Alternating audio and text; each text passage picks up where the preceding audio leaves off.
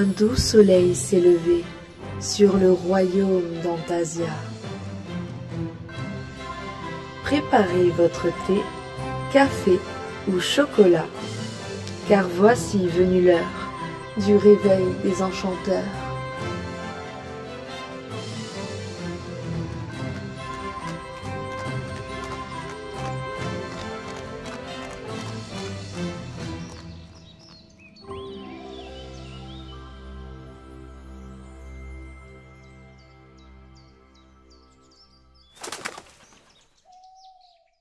Mystère et magie, réveille l'enchanteur qui est en toi.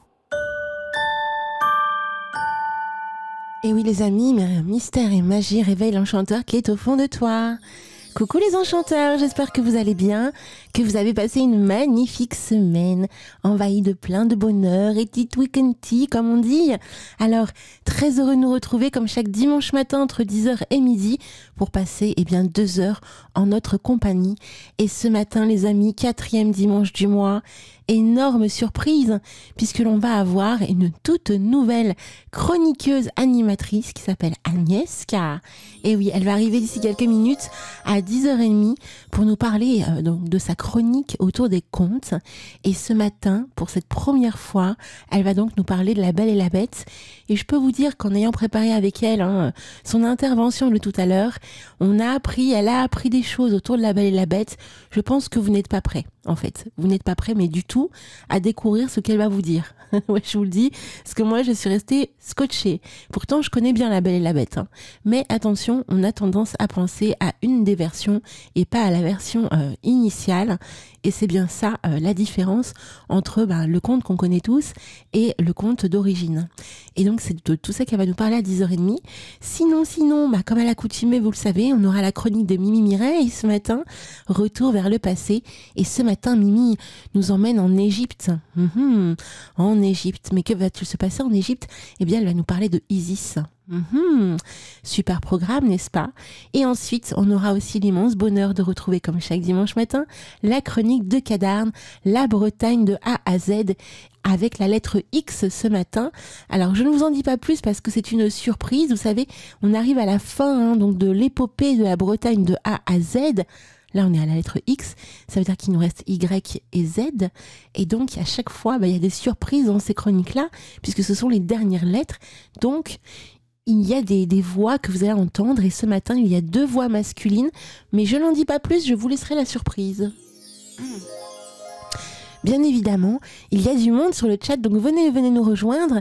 N'hésitez pas à venir papoter avec nous, boire votre petit café, votre petite tasse de thé, votre petit croissant, votre petit pain au chocolat d'ailleurs. Est-ce que vous êtes plutôt team pain au chocolat ou plutôt team chocolatine? Mystère et boule de chewing-gum. Alors moi personnellement, j'ai toujours dit pain au chocolat. Je sais pas pour vous, mais moi c'est le cas en tout cas. Donc ce matin sur le chat, on a Draco qui a été le premier à se connecter. Donc on lui fait plein de gros bisous. Il doit partir sur Paris, le poussinet. Donc il peut pas rester avec nous sur le chat. Mais il nous embrasse bien fort, m'a-t-il dit. Il y a également Robert qui est là. Coucou mon petit Robert. How are you? Alors Robert est en vacances. C'est merveilleux d'être en vacances. Donc Robert est passé en mode vacances, le pauvre. Enfin le pauvre oui et non, parce que quand on est en mode vacances, souvent, on se couche tard, on veut profiter au maximum des choses. Donc très très bonnes vacances à toi mon petit Robert. On t'embrasse bien fort. Il y a également Cadarn qui est là. Coucou mon petit Cadarn. Il est parmi nous, mon petit Cadarn. How are you, mon petit Cadarn? J'espère que ça va également et que tout roule pour toi. Et puis encore merci pour toutes ces belles chroniques. Je peux vous dire, ça arrive, les chroniques, de nouvelles chroniques qui arrivent, ça promet du bouillon. Mais il y a du monde qui arrive. Oh là là, d'un seul coup, il y a du monde qui arrive là. Oh là là, mais qu'est-ce qui se passe? Il y a également Amulus qui est là. Coucou mon petit Amulus, plein de gros bisous à toi et à toute ta famille. Amulus, je le rappelle, fait partie de nos partenaires avec sa boutique Baguette Salamanders. Et oui, Amulus est un fabricant de baguettes magiques, un petit peu notre Ollivander de Harry Potter. Et oui, je le dis souvent, mais n'hésitez pas à aller voir sa boutique, il y a plein de belles choses. Il n'y a pas que des baguettes magiques, non, il y a aussi des grimoires. Chut, je n'ai rien dit. Il y a aussi des grimoires, bref. Il y a également Abyss qui vient d'arriver. Coucou ma petite Abyss. Encore un énorme bravo pour la semaine dernière. J'ai adoré votre chronique avec Vera. Vous étiez vraiment merveilleuse. Je vous embrasse bien fort, toi et Vera. Il y a également Althea qui vient d'arriver. Coucou ma petite Althea, yeah! Merveilleux, mais vous voyez, il y a du monde qui arrive. Enfin, je n'aurai peut-être pas le temps de dire tout pour tout le monde parce que il faut que je passe les chroniques. Et enfin, pour finir, il y a Lunaya qui est là. Je te fais plein de gros bisous, ma petite Lunaya. Lunaya que l'on va retrouver à 11h15 tout à l'heure, entre 11h15 et 11h20 pour sa chronique Le boudoir aux potions. Et elle nous a concocté de jolies choses, notre petite Lunaya pour tout à l'heure. Vous verrez, ça va être magnifique. Donc, comme je vous le disais, une merveilleuse matinée en notre compagnie. Et je peux vous dire, pour une grande première, on va faire du bruit, parce qu'en plus, c'est pas aujourd'hui, c'est le 30 avril, donc dans 2 jours, c'est l'anniversaire d'Agnieszka. Donc on va commencer l'émission avec le joyeux anniversaire. Même si Agnieszka n'est encore pas connectée, eh bien là, nous, on va penser très fort à Agnieszka. Ah, il y a Mimi qui vient d'arriver, coucou Mimi. On va penser très fort à Agnieszka et on va mettre la chanson du joyeux anniversaire, pour déjà mettre du peps, hein. Vous savez, hein, c'est le truc chez nous. Quand on a des enchanteurs qui ont un anniversaire prévu dans pas longtemps, ou l'autre anniversaire est le jour J, ou il est passé de quelques jours, eh bien on met la chanson Joyeux anniversaire. Et en plus cette chanson elle est super parce qu'elle est hyper, voilà, il y a du rythme, il y a du peps. Donc on va sauter un joyeux anniversaire à Agnieszka là tout de suite, ok? Ensuite la chronique de Mimi, une petite pause musicale, la chronique de Cadarne, et après on va ouvrir les portes autour de la Belle et la Bête. Vous êtes ok? Allez, à tout à l'heure mes amis et très bonne matinée à toutes et à tous. Gros bisous. Replay, ça s'est passé sur Radio Antasia. Radio Antasia. Coucou les amis, j'espère que vous allez bien et que vous avez passé une agréable semaine. On se retrouve comme chaque dimanche matin pour parler d'un personnage historique. Alors, comme vous le savez déjà, nous sommes toujours dans le thème Mère-Fils, et nous sommes le 4e dimanche du mois. Nous allons parler d'un personnage mythologique féminin, et je pense que jusque-là, je ne vous apprends rien. Ce matin, je vais vous parler d'Isis. Avant de commencer, je vais vous faire mon petit laïus habituel en vous disant que les informations que je vais vous donner dans cet audio sont en lien avec ma recherche personnelle dans différents livres, visionnage de reportages, internet, cours selon les cas. Alors, avec Isis, nous allons continuer notre voyage au cœur de la mythologie égyptienne, et je pense que jusque-là, ce n'est pas un scoop pour vous, hein. Isis est la grande magicienne. Elle est vraiment très puissante, cette déesse. Mais elle est aussi l'épouse fidèle et dévouée à Osiris. Au sein du panthéon égyptien, elle représente l'épouse fidèle, la mère dévouée, la protectrice de la famille et tout particulièrement des enfants. Isis est une déesse universelle. Elle est la mère de la nature, la maîtresse de tous les éléments. Isis est représentée sous les traits d'une belle jeune fille, à la poitrine souvent dénudée, coiffée d'une perruque surmontée d'un disque solaire entre 2 cornes de vache. Elle ressemble à la déesse Hathor. Vous savez, Hathor, c'est la déesse de l'amour, de la beauté, de la musique, de la maternité et de la joie. Les parents d'Isis ne sont que Geb, alors Geb, vous savez, c'est le dieu de la terre, et Nout, N-O-U-T, qui est la déesse du ciel. Isis est la maman d'Hathor, fils qu'elle a eu avec Osiris post-mortem. Si vous vous souvenez, je vous en ai parlé la semaine dernière.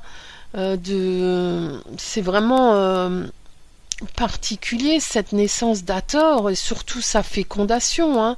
Alors si vous voulez, vous pouvez écouter ou réécouter ce que je vous ai dit la semaine dernière, mais le mieux quand même reste de faire vos propres recherches.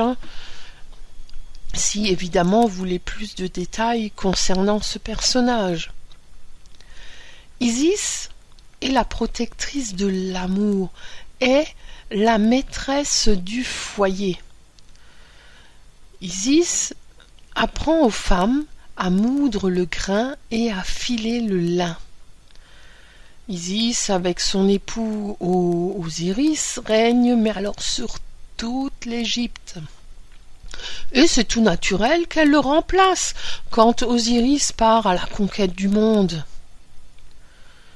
Isis, c'est le trône. Et Isis aussi va obtenir son pouvoir par la ruse. Elle crée un serpent qui va piquer Ré. Ré qui n'est autre que le dieu primordial, mais aussi le dieu du soleil à son zénith.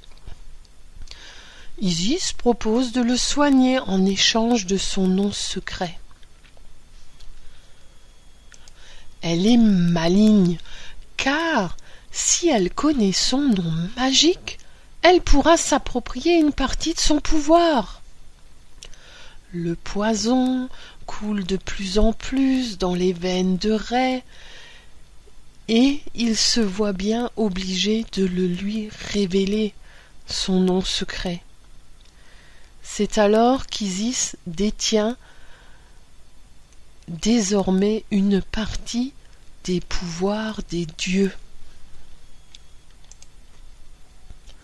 Seth n'a pas uniquement tué son frère Osiris, il a également procédé à son rapt et il le cache dans un coffre. Isis se met en quête de retrouver son mari. Elle finit par découvrir sa cachette et elle découvre ce fameux coffre où son mari se trouve à l'intérieur, découpé en 14 morceaux. Isis réussit à rassembler 13 morceaux de son corps. Et c'est là qu'elle va réaliser l'exploit d'être fécondée post-mortem par son mari Osiris. Et de cette fécondation naîtra Horus. On se rend compte vraiment du pouvoir par excellence, la grande magicienne qu'est Isis, avec tout ce qu'elle a fait, qu'elle accomplit. Comme je vous le disais, Isis est une magicienne. Elle réussira même à guérir son fils mordu par un serpent. Depuis, Isis est invoquée lors de morsures de serpents et d'araignées. Isis est également la déesse de la terre fertile. Chaque printemps et automne, on y célèbre de grandes fêtes en son honneur. On attribue à Isis des fétiches qui sont le nœud magique de Tat, T-A-T, que l'on nomme le nœud d'Isis, et également le sistre. Alors le sistre, on en a déjà parlé, c'est un instrument de musique, et ce fameux sistre est également l'emblème d'Hathor. Le culte d'Isis est présent, mais alors dans toute l'Égypte, mais il va également aller au-delà, être présent dans tout le bassin méditerranéen. Isis aura même les faveurs de l'empereur Caligula, vous vous rendez compte, un Romain qui honore Isis, à tel point qu'il lui fit construire un temple en son honneur, et une salle dans son palais lui est entièrement consacrée.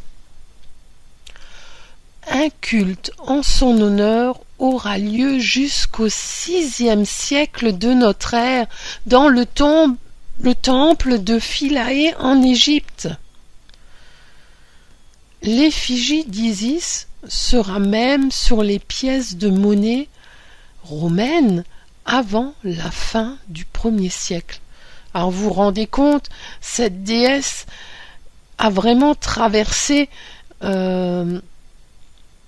l'esprit de l'homme, de l'humain, mais pas uniquement en Égypte. On la retrouve jusque dans la Rome antique et dans tout le bassin méditerranéen. C'est vraiment une déesse puissante qui a une très grande importance pour les peuples en ce temps-là. Aujourd'hui, elle est sûrement moins importante, mais elle a su garder une place dans le cœur de pas mal de gens, peut-être autour de nous aussi. Ainsi s'achève l'audio de ce matin. J'espère que les informations que je vous ai données concernant la déesse Isis vous aura convenu. Je pense qu'il est important d'aller faire vos propres recherches si vous voulez découvrir plus de choses sur cette fabuleuse déesse. Évidemment, comme souvent, c'était trop court pour tout vous raconter la concernant, mais je pense que c'est plus profitable pour vous d'aller chercher les informations.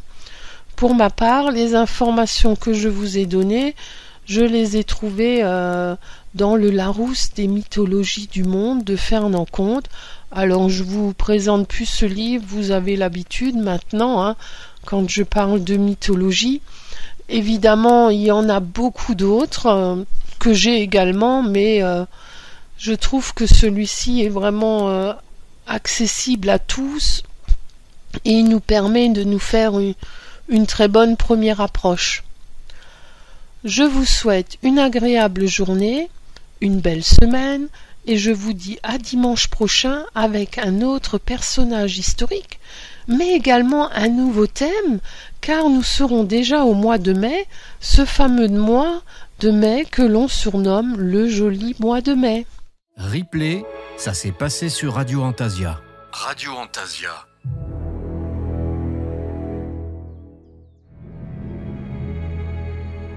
X, comme l'abscisse. Bon bah ça c'est pour les matheux. Et voilà, encore un tonodrome qui est mal passé et une chronique qui semble ne pas débuter de la meilleure des façons. Et pourtant. Depuis le quai, un marin observe l'horizon avec une mélancolie teintée d'espoir, où l'abscisse n'est pas seulement une ligne à suivre, mais aussi une frontière entre son monde et l'inconnu qui l'attend par-delà les vagues. Ses pensées, jadis agitées comme les flots tumultueux, se calment, désormais en harmonie avec les eaux paisibles du port. Il se remémore les instants passés en mer, les récits d'aventure, les tempêtes bravées. Chaque pensée est une vague venant s'échouer doucement contre le quai, laissant derrière elle des éclats de souvenirs. L'appel du destin. Robert Charles Surcouf naît le 12 décembre 1773 à Saint-Malo, en Ille-et-Vilaine, dans une famille de commerçants. Son lieu de naissance précis demeure incertain entre la rue du Pélicot et la rue de la Berthaudière. Issu d'une lignée prestigieuse de corsaires, il est le fils de Charles-Ange Surcouf, sieur de Boisgris, et de Rose Juliette Truchot de la Chênaie. Son frère aîné, Nicolas Surcouf, perpétue également cette tradition familiale. À l'âge de 13 ans et demi, le jeune Robert embarque pour son premier voyage à bord du brick, le Héron. Après avoir fui le collège de Dinan, il y apprend les rudiments de la navigation et du commandement en tant que pilotant. Par la suite, il embarque sur l'Aurore, un navire en marchand, en route vers les Indes pour le commerce d'esclaves. Le voyage est émaillé d'un naufrage tragique dans le canal de Mozambique, marquant ainsi une aventure épique et tragique pour Surcouf et son équipage. Premier officier de la marine marchande, il rejoint le Courrier d'Afrique, un navire négrier, puis embarque sur la Revenge, où il participe à plusieurs expéditions au large de Madagascar. Cependant, il quitte la marine de commerce pour s'engager dans la marine royale, en tant que timonier sur la Bienvenue. À son retour en France, le Malouin est confronté au bouleversement politique de la Révolution. Surcouf reprend la mer comme lieutenant sur le Navigateur, un navire négrier avant de rejoindre la Cybèle, très certainement un nom en hommage aux Enchantasiennes, frégate de 40 canons où il fait ses débuts au combat lors du premier affrontement de la rivière Noire. Malgré des débuts prometteurs dans la marine militaire, le Breton préfère retourner à la course et prend les rênes du Créole, un navire négrier, bien que l'esclavage ait été aboli dans les colonies françaises en 1794. Cependant, des incertitudes persistent quant à la nature réelle des voyages du Créole, sous le commandement de Surcouf. Le corsaire connaît une série de prises remarquables lors de ses aventures maritimes. Le Kotorbock et le Pacifique figurent parmi ses prises notables. Le Kokorbock, après une bataille acharnée, est conservé comme prise et vendu avec sa cargaison. Quant au Pacifique, capturé par Surcouf, il est repris par les Anglais qui saisissent sa cargaison avant de couler le navire. Notre marin accepta en février 1798 l'œuvre du négociant nantais Félix Cossin, à savoir le commandement du navire corsaire, la Clarisse. Lors d'une rencontre avec la Sibylle, navire anglais, Surcouf opte pour la fuite pour éviter le combat inégal. Malgré l'allègement de son navire en jetant des canons à la mer, il réussit à capturer la Jeanne lors d'un affrontement acharné. La dernière prise notable de Surcouf survient lors de la rencontre avec les navires américains Louisa et Mercury. Malgré le désavantage numérique et un équipage réduit, il réussit à vaincre la Louisa, après un combat intense, tandis que le Mercury prend la fuite. Après ses exploits, Surcouf retourne à l'île de France en février 1800. En l'espace de 18 mois, Surcouf réalise 15 prises maritimes, illustrant son audace et son succès en tant que corsaire, et amassant une fortune considérable estimée à 264 000 piastres. Autres navires et autres aventures. La frégate La Confiance, avec ses 24 canons, prend le large depuis l'île de France le 10 mai 1800. En moins de 2 mois, elle réalise sa première prise, l'Arnomaque, un 3-mâts américain de 350 tonneaux, et ça donne soif tous ces tonneaux, et équipé de 14 canons. Malgré les 2 premiers coups de semence ignorés par l'Arnomaque, 3 coups de canon à boulet suffisent à convaincre son équipage de se rendre, sans combattre. La fin septembre 1800 est marquée par une série de prises pour La Confiance. Le 19 septembre, elle arraisonne le Prize, un 3-mâts de 800 tonneaux.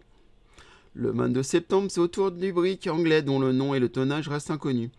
Le 24 septembre, l'Ariette, un navire de 400 tonneaux, subit le même sort. Le 26 septembre, un brick danois se rend après avoir été délesté de sa cargaison de riz et il est chargé des prisonniers anglais capturés.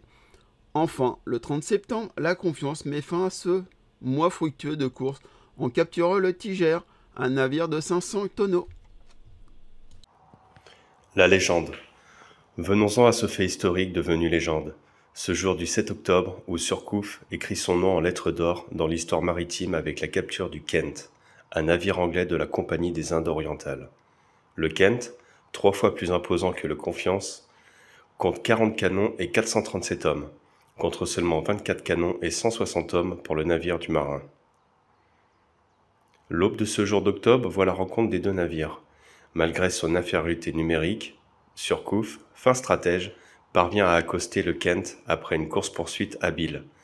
L'abordage s'ensuit et en 10 minutes de combat intense, les Français triomphent, infligeant des pertes 4 fois plus importantes aux Anglais. Après la victoire, le marin met immédiatement fin au pillage et protège les passagères de tout mauvais traitement. Cette prévenance lui vaut l'amitié de l'époux d'une des passagères, une princesse allemande, mariée au général Saint John. La Confiance et le Kent, confiés au commandement du capitaine Drieux, mettent le cap sur l'actuelle île Maurice, appelée à l'époque Île-de-France, où ils arrivent le 16 novembre 1800. La vente du Kent et de sa cargaison rapporte 100 000 piastres, soit 100 millions de livres. La Confiance est ensuite désarmée et chargée de marchandises avant de prendre la direction de La Rochelle, où elle arrive le 13 avril 1801. La capture du Kent, bien que survenue le 7 octobre, est célébrée dans la tradition maritime avec la chanson de marin au 31 du mois d'août. Aïe aïe aïe, pas réussi à faire plus court, désolé. Allez, un petit coup de zapette magique et on avance dans le temps. Accélération quantique et direction les dernières années. En 1809, Surcouf met fin à sa carrière de marin pour se consacrer à l'armement. Entre 1814 et 1827, il réalise 116 armements, principalement orientés vers le cabotage, la pêche à la morue et le commerce dans l'océan Indien.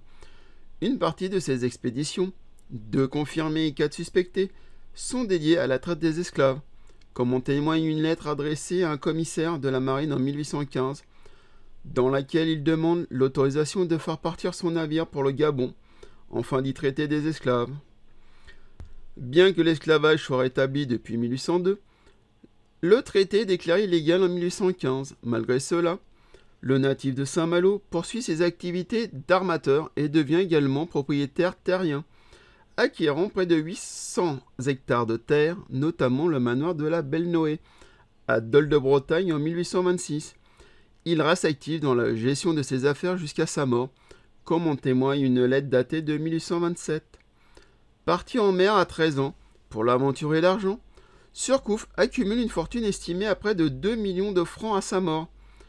Amateur de bonne chère et de bon vin, il devient obèse avec les années et semble avoir été atteint d'un cancer.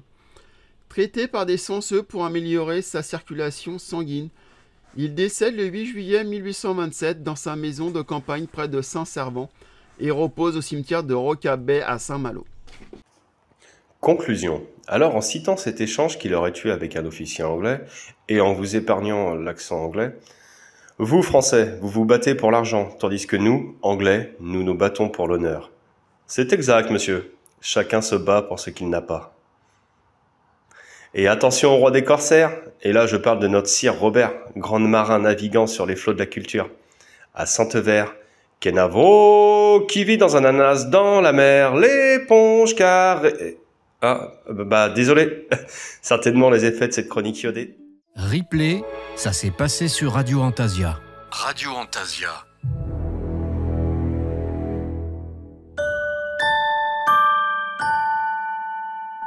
Et oui les amis, Mystère et Magie réveille l'enchanteur qui est au fond de toi. On revient en live, il est 10h31 et je ne suis pas toute seule, je suis avec une merveilleuse voix enchanteresse qui s'appelle Agnieszka. Coucou Agnieszka. Coucou Alina. Oh ma petite pupuce, je t'entends, on t'entend tous, c'est trop merveilleux. Je suis ravie d'être avec vous ce matin, vraiment, vraiment, vraiment.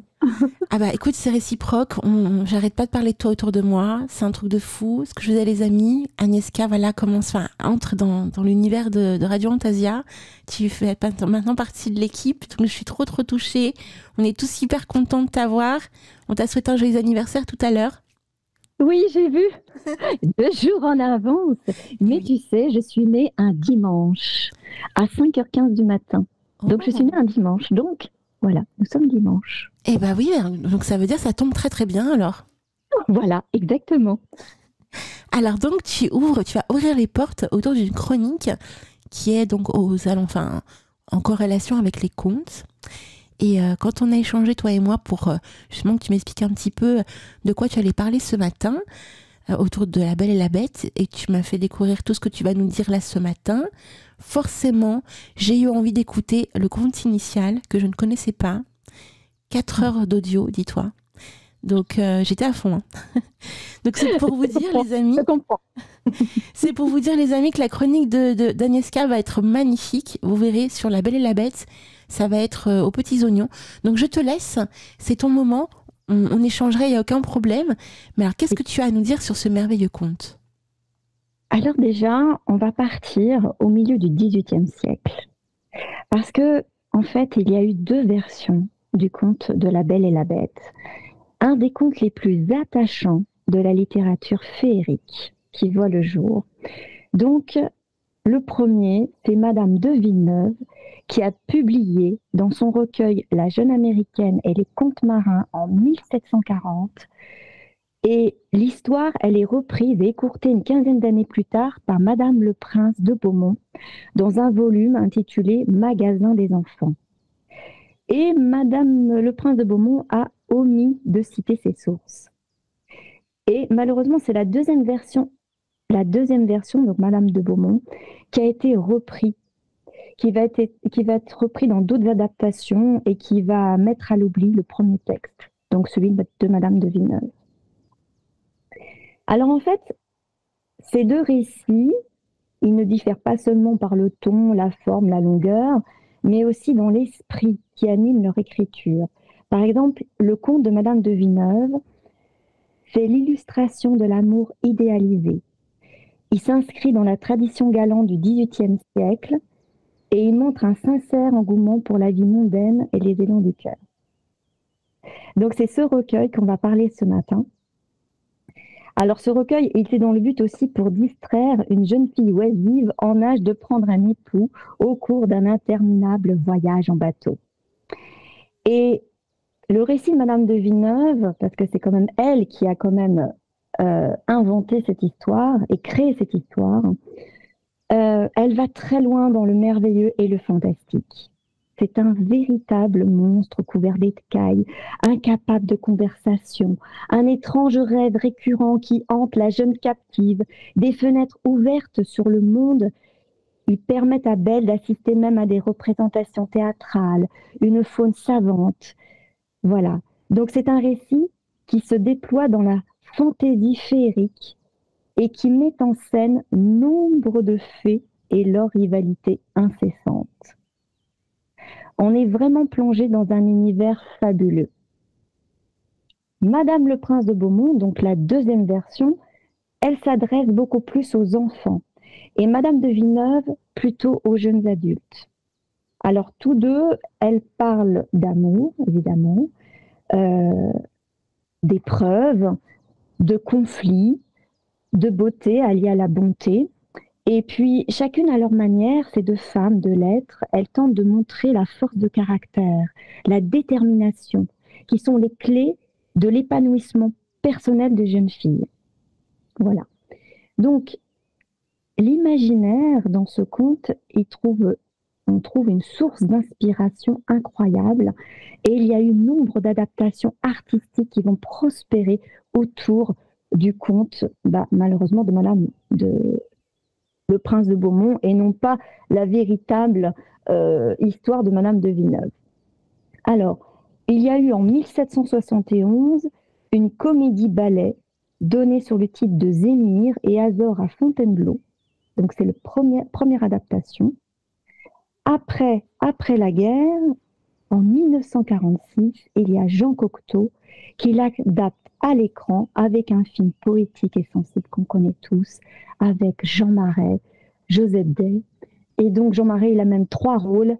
Il a le rôle de la bête, il a le rôle du prince et de Avenant, qui a été repris par Disney pour le rôle de Gaston.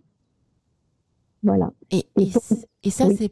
c'est pas du chiquet dans le sens où, en fait, il y a quelque chose autour de la bête, tu vois, qui est le même personnage. Tu vas nous en parler dans quelques minutes. Mais il y a une logique, en fait. Tout à fait. Donc, effectivement, ce qui est assez incroyable, c'est que dans ce film de Jean Cocteau, Jean Cocteau, il est tombé malade pendant tout le tournage. C'est comme s'il y avait quelque chose, une malédiction. Donc, voilà. Donc, ça a été tourné au manoir de Rochecorbon et au château de Ravais. Voilà. Après, il y a eu, évidemment, un dessin animé absolument magnifique du russe Lev Atamov. D'ailleurs, on peut trouver le dessin animé sur YouTube qui s'adapte de La Belle et la Bête, qui s'appelle La Fleur écarlate. Et après, nous connaissons évidemment le dessin animé magistral de Walt Disney en 1991, où là, il commençait avec les effets spéciaux des animations 3D. Et après, le film en 2014 de Christophe Gans, qui a été avec Léa Seydoux et Vincent Cassel. Donc, l'atmosphère, par contre, parce que Christophe Gans, alors c'est le seul qui a repris, on va dire, l'atmosphère de Madame de Villeneuve, du conte de Madame de Villeneuve. Les décors ont été créés par Thierry Flamand et la musique est de Pierre Adenau, qui est absolument sublime. Et d'ailleurs, ils ont repris un petit peu dans les décors, vraiment, moi par contre, j'ai vraiment retrouvé dans ce film les décors du conte de Madame de Villeneuve, vraiment. D'ailleurs, ils se sont inspirés de l'animateur et producteur japonais Miyazaki, qui est un grand animateur et producteur d'animation japonaise. Voilà. Après, eh bien, nous avons évidemment le film de Walt Disney en 2017 qui a été repris d'après le dessin animé. Et justement, on avait échangé sur le sujet, hein, sans pour autant trop s'étendre, mais j'ai pas trop aimé le film. Alors, Voilà. c'est vrai qu'effectivement, comparé tous les films Disney qui ont repris les dessins animés, c'est vrai que j'ai été aussi un petit peu déçue. Bon, après, voilà. Après, chacun fait son C'est opinion ça. là-dessus. Mais parce que je voyais trop Hermione, en fait. Voilà, c'est ça. Je crois qu'on pense tous la même chose. Trop Hermione. Et c'est vrai que. Et puis quand on a une vision de la Belle aussi, qui est très particulière, c'est compliqué. Ben, disons qu'elle ne ressemblait pas du tout au dessin animé. Et aussi, voilà, c'est important de reprendre, je pense, les mêmes traits. C'est très important dans le dessin. Moi, tu vois, je suis dessinatrice à la base. Et moi, quand je voyais ça, je dis non, elle n'a pas les traits du dessin animé, comme dans le dessin animé, ou même comme Josette Day, qui avait une pureté au niveau du visage, qui s'adaptait bien pour le personnage. Hein. Je n'enlève pas du tout Emma Watson, j'adore. Mais je ne la voyais pas du tout pour La Belle et la Bête. Bon, après, voilà. Alors, on va revenir peut-être, évidemment, à l'origine de La Bête. Parce qu'Alina, tu as quand même écouté 4 heures d'audio. Ah ouais, non mais je vais te dire, notre session, parce qu'on a passé du temps avec Agnieszka là, dans la semaine, quand elle m'a fait découvrir l'origine du conte, tu m'as donné tellement d'informations énormes que je ne connaissais pas, que tu vas nous expliquer là dans quelques minutes. Je me suis dit, mais il faut que j'écoute le conte, quoi. Il faut que j'ai. Et puis, comme j'avais pas pu acheter le livre plus tôt, je me suis dit, je vais regarder sur Internet et sur YouTube. Il y a également le conte en audio. Donc, si ça vous intéresse, si vous êtes motivé pendant 4 heures, mais c'est 4 heures de pur bonheur, hein, vraiment. Ah oui. Oui. On rentre vraiment dans le monde des fées. Ouais, totalement. Ah ouais. On rentre vraiment dans le monde des fées. Et en fait, Madame de Villeneuve, comparé à celui de Madame le Prince de Beaumont, la différence, en fait, c'est que le conte de Madame de Beaumont, il s'arrête avec l'aveu de l'amour de la belle qui délivre la bête de son sort. Alors que celui de Madame de Villeneuve, il se plonge dans plusieurs parties avec les récits des origines de l'histoire de la bête. Vraiment, on va découvrir l'enfance du prince, voilà, qui est devenu une bête, et l'enfance également de Belle. Parce que, voilà, il n'y a pas que la bête qui a eu aussi un mauvais sort. Voilà, et c'est là qu'on va découvrir, donc, les secrets de la Belle et la Bête. Ça mérite des poussières d'étoiles, moi je te le dis, ça mérite des poussières d'étoiles. J'ai hâte que tu dises la réalité de ce conte, vraiment. Alors, je vais essayer de faire un résumé, vraiment, parce que bon, c'est après, on veut le lire. Mais j'ai fait un résumé vraiment de ces deux parties, les deux dernières parties, parce qu'en fait, il y a 4 parties dans le livre de Madame de Villeneuve. Donc, il y a vraiment la première partie, l'histoire qu'on connaît tous, du riche marchand qui se perd voilà, dans un château, qui cueille la rose, voilà. Et Belle, après, qui prend la place de son père dans le château de la Bête. Voilà, donc la première histoire, c'est ça. Et quand Belle, après, elle revient chez son père. La deuxième partie, c'est quand elle va revenir, elle va s'apercevoir qu'elle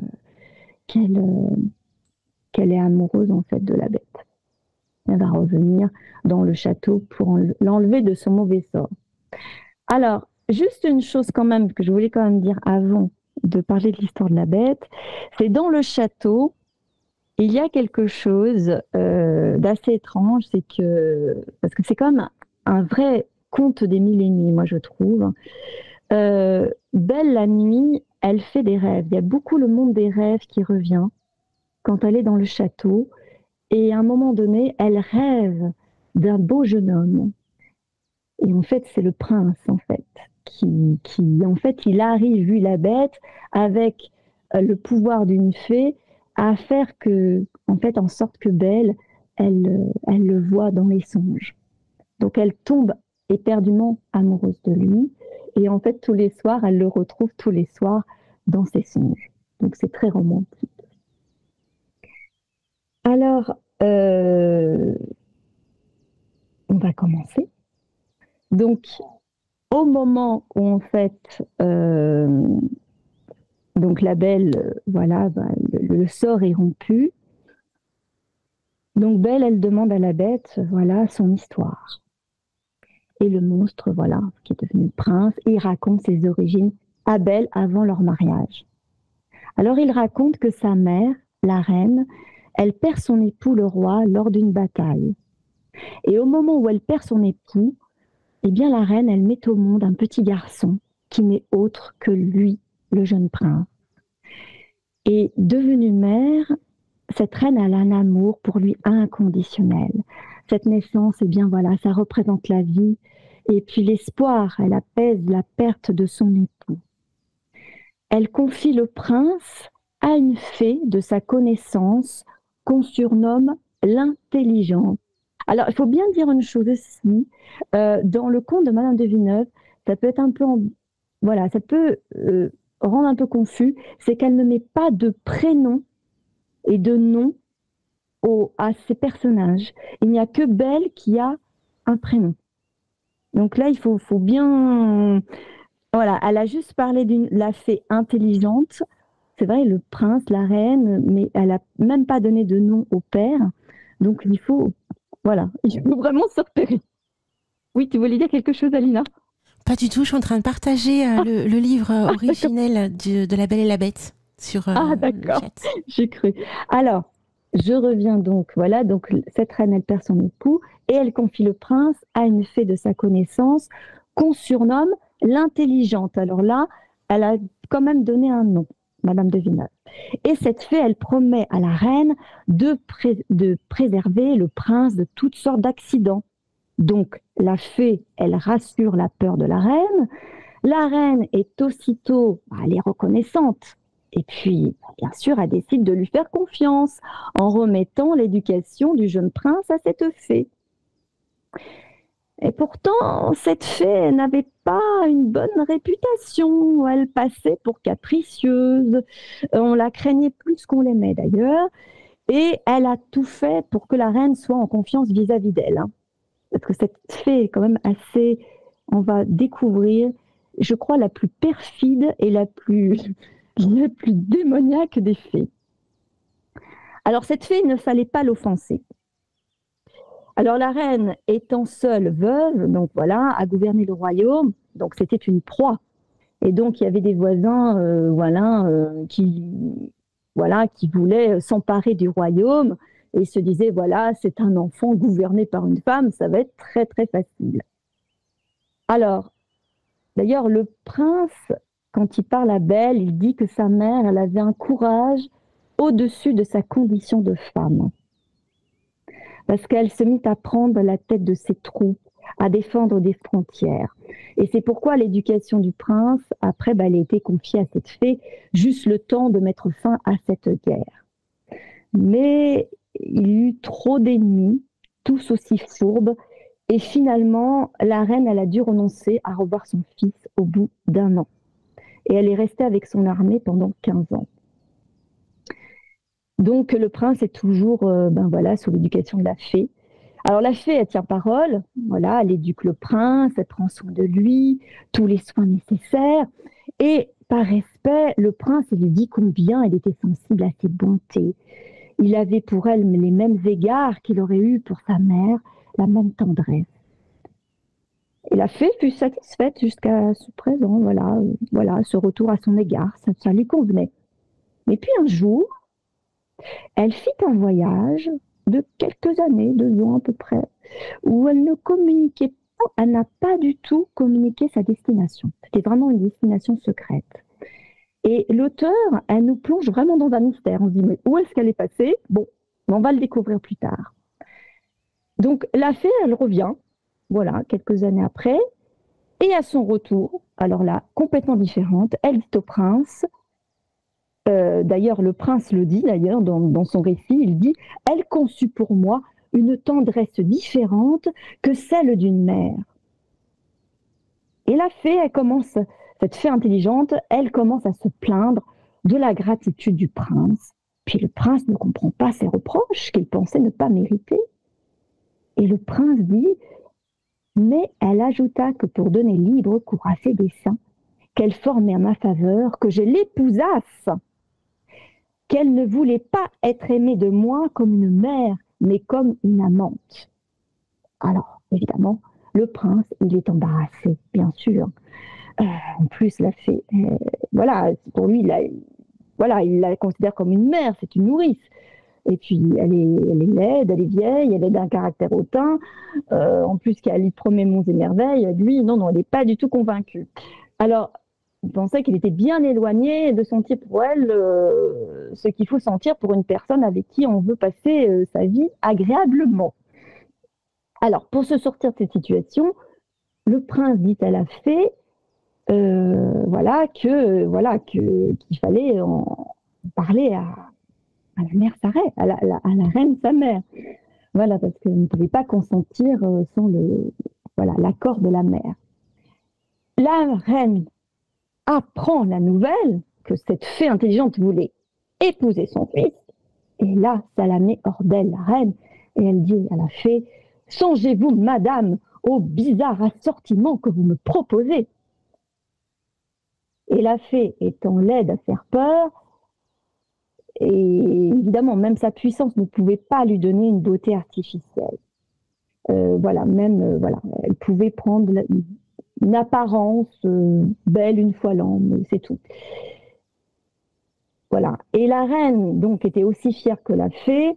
Elle se dispute, et la reine ne se contrôle plus du tout. Elle va tendre un miroir, une glace devant le visage de la fée, pour qu'elle puisse se voir et qu'elle démontre la laideur, qu'elle lui démontre la monstruosité. Et c'était inconcevable que une fée aussi laide puisse épouser son fils, qui était d'une beauté sans exemple. Parce que le prince, il est décrit quand même comme une beauté extraordinaire. Donc la fée comprend aisément ce que la reine voulait lui démontrer. Alors la fée lui répond haineuse. C'est donc la beauté de ce précieux fils qui vous rend si vaine, et c'est ce qui m'expose à un refus honteux. Je vous parais indigne de lui? Eh bien, en prenant un ton furieux, après avoir donné tous mes soins à le rendre si charmant, il faut que je couronne mon ouvrage. Et la fée se tourne vers le prince et lui dit, « Va malheureux, vante-toi de m'avoir refusé ton cœur, ta main, et fais-en le sacrifice à celle que tu trouveras à être plus digne de moi. » En disant ces mots, donc la fée, elle donna un coup sur la tête au prince. Il fut si pesant, d'ailleurs lui, il raconte, le prince. Il dit, il fut si pesant que je tombai la face contre terre et que je me crus accablé par la chute d'une montagne. Tout courroucé de cette insulte, je voulus me relever, mais il fut impossible, le poids de mon corps étant si lourd qu'il m'en empêcha. Tout ce que je pus faire fut de me soutenir sous mes mains, devenues en un instant d'horribles pattes, dont la vue me fit apercevoir de mon changement. Dans l'instant, je jetai les yeux sur la fatale glace que, évidemment, la fée lui tendit, et il ne fut plus permis de douter de ma cruelle et subite métamorphose.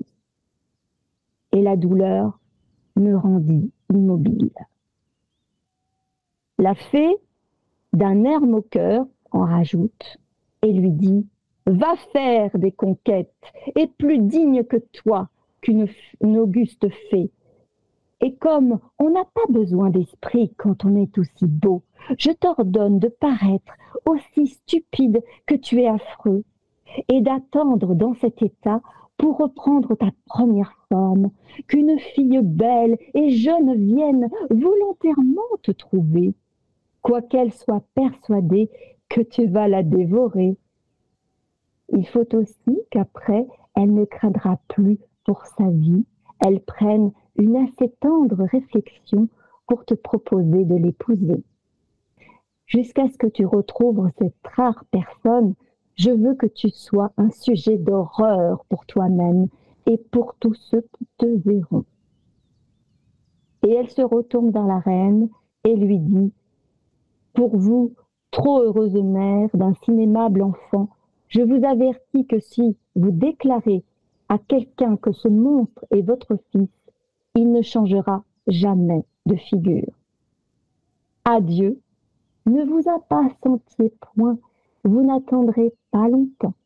Il est assez mignon pour rencontrer bientôt un remède à ses maux. La reine est horrifiée, évidemment, et veut prendre la place de son fils. Évidemment, la fée refuse, et même la reine a eu des idées noires, mais heureusement, il y a une fée bienveillante qui arrive à ce moment-là. Parce que bon, la fée, elle s'en va, évidemment, elle la laisse vraiment dans un désespoir. Et là, à ce moment-là, il y a une fée bienveillante qui arrive et qui va voir la reine et qui lui dit qu'il y a un remède quand même à ce sort. Et qu'en étant une fée, elle ne pouvait pas déjouer le sort d'une autre fée. Ce n'était pas permis de s'opposer aux volontés d'une autre fée. Voilà, c'était difficile de terminer cet enchantement, mais ce n'était pas impossible, dit cette fée bienveillante. Il sera lent, mais il sera certain. Alors pour que la cour ne sache rien, cette fée bienveillante change tous ceux qui respiraient dans le château en statues de pierre. Le jour où le sort sera rompu, le temps n'aura pas d'effet sur eux et ils resteront jeunes. Alors par sûreté, la fée fait apparaître un brouillard si épais qu'il était impossible d'y pénétrer. En fait, de ce château, voilà, c'est devenu un château enchanté. Elle venait voir le prince, voilà, quand il était une bête, pour adoucir sa peine, et elle donnait des nouvelles à sa mère, la reine, de son état. Jusqu'au jour où elle lui dit « Cher prince, le moment de votre bonheur approche. » Elle dit au prince qu'un marchand qui s'est perdu et qu'elle avait fait en sorte qu'il vienne dans le château pour trouver asile et qu'il fallait se préparer pour le recevoir, qu'il avait une fille charmante qui lui a demandé une rose. Et cette fée bienveillante suggère donc au prince devenu bête de le guider vers le jardin des roses et que lorsque le père allait cueillir une rose, il fallait qu'il se cache et lui fasse croire qu'il avait fait une faute impardonnable et qu'il échange sa fille contre lui. Donc Belle, qui est la seule capable d'affection sincère. Donc lorsque Belle arrive au château, la fée, elle dirige les rêves de la jeune fille, lui faisant voir la figure la nuit du prince. C'était la seule façon pour lui de pouvoir avouer son amour pour elle et voir si elle allait succomber à son charme. Parce que la bête l'aime, mais il ne peut pas avouer son sort à Belle. Il souffre terriblement de ne pas pouvoir l'aimer et lui avouer. Voilà, c'est pire, c'est pire que tout, parce que sinon, s'il lui avouait qui il était, eh bien, la malédiction serait pour toujours sur lui, quoi. Donc, il doit vraiment garder le secret de son identité. Voilà, qu'il est du sang royal, sinon, voilà, il resterait bête pour toujours. Et la fée venant voir la Belle, même la nuit, voilà, elle a fait en sorte, voilà, que tout soit dévoilé. Donc voilà l'histoire. En fait, le prince n'a jamais été méchant, il n'a jamais été cruel. Dans toutes les histoires, toutes les adaptations qu'on a dit sur La Belle et la Bête, eh bien non, ce n'est pas l'origine. Et ça, tu vois, quand tu me l'as appris et qu'après coup j'ai entendu le livre, enfin l'histoire, le conte d'origine, donc de Gabrielle Suzanne Villeneuve. Oui. Donc ce nom est important à retenir, hein, puisqu'on pense toujours à Madame de Beaumont, alors que c'est une autre version, plus édulcorée, on va dire, de ce conte. Et donc, en fait, tu sais, la version que tu m'as montrée pendant qu'on préparait l'émission, a priori, n'existe plus en édition. Donc, les enchanteurs sont tristes sur le chat. Mais voilà, on donne le nom et je pense que sur Gallica, il doit y avoir le conte d'origine. Parce que sur Gallica BNF, il y a quand même pas mal de choses d'origine. Donc, n'hésitez pas à aller faire un tour. Vous tapez Gabrielle Suzanne Villeneuve, Belle et la Bête. Vous allez trouver des choses, même si c'est pas forcément ce conte-là avec l'image que je vous ai donnée. Vous aurez quand même la version originale. Sinon, il y a l'audio. 4 heures d'audio avec une très belle voix également pour nous conter l'histoire. Il faut être motivé à 4 heures d'audio, c'est vrai. Mais de A à Z, on rentre dans un monde féerique. Vraiment. Tout à fait. Enfin, pour moi, c'est vraiment un conte féerique. Et d'ailleurs, tu m'expliquais que on découvre également l'histoire des fées. Oui, tout à fait. Tout à fait. Et juste une petite chose sur Gabrielle Suzanne de Villeneuve. Il faut savoir que elle s'est mariée, elle est devenue veuve à 26 ans et elle a perdu toute sa fortune. Elle a perdu toute sa fortune suite à ça parce que son mari était très joueur.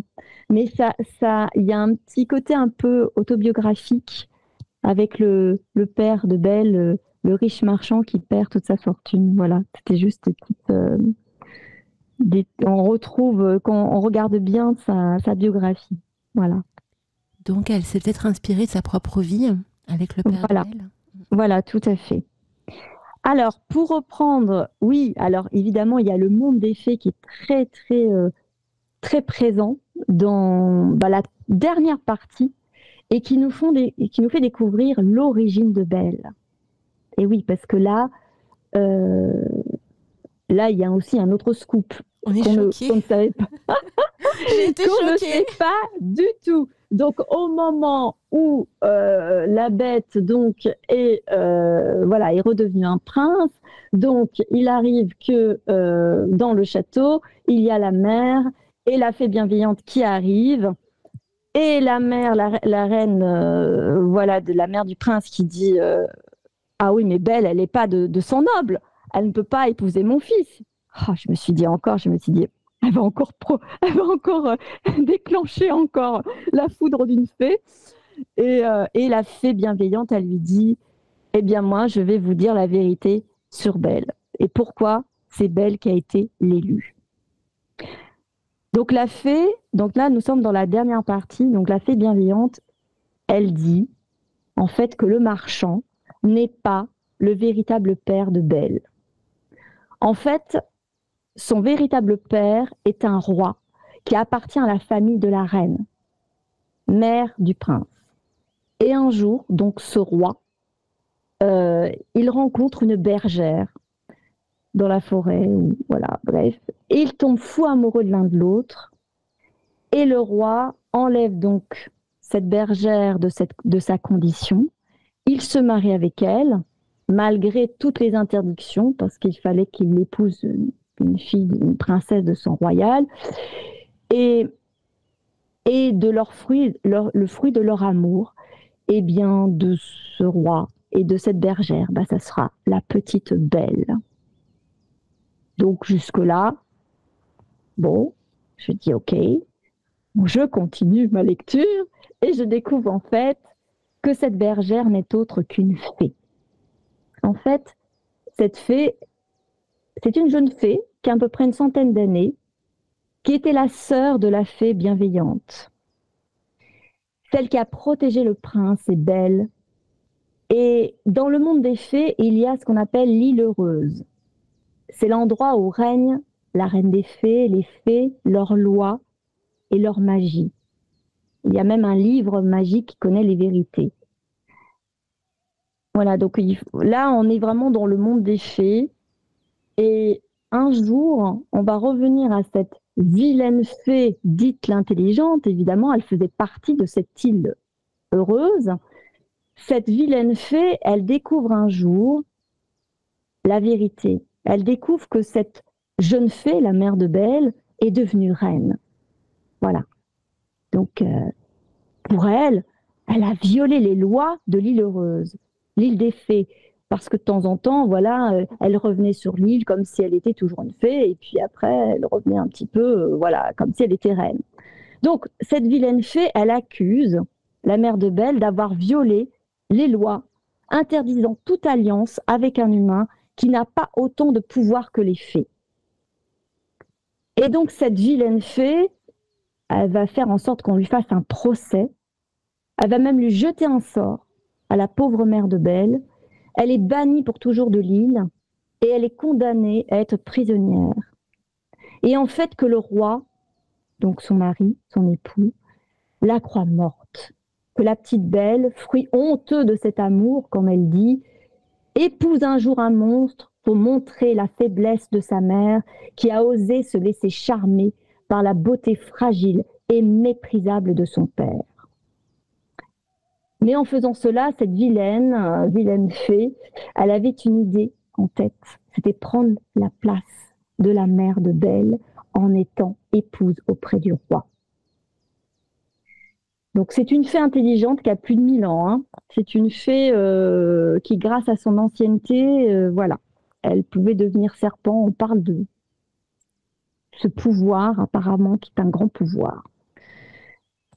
Et en fait, à un moment donné, j'ai parlé d'un voyage secret. La fée intelligente qui, à un moment donné, est partie quand elle était en train d'éduquer le jeune prince, qu'elle était partie pendant 2 ans. On ne savait pas trop où est-ce qu'elle était partie. Eh bien, elle était partie, en fait, pour aller voir le voyage secret de l'horrible fée intelligente. En fait, elle avait pris le visage d'une pauvre princesse pour se faire épouser auprès de Père de Belle, qui était en chagrin d'avoir perdu son épouse.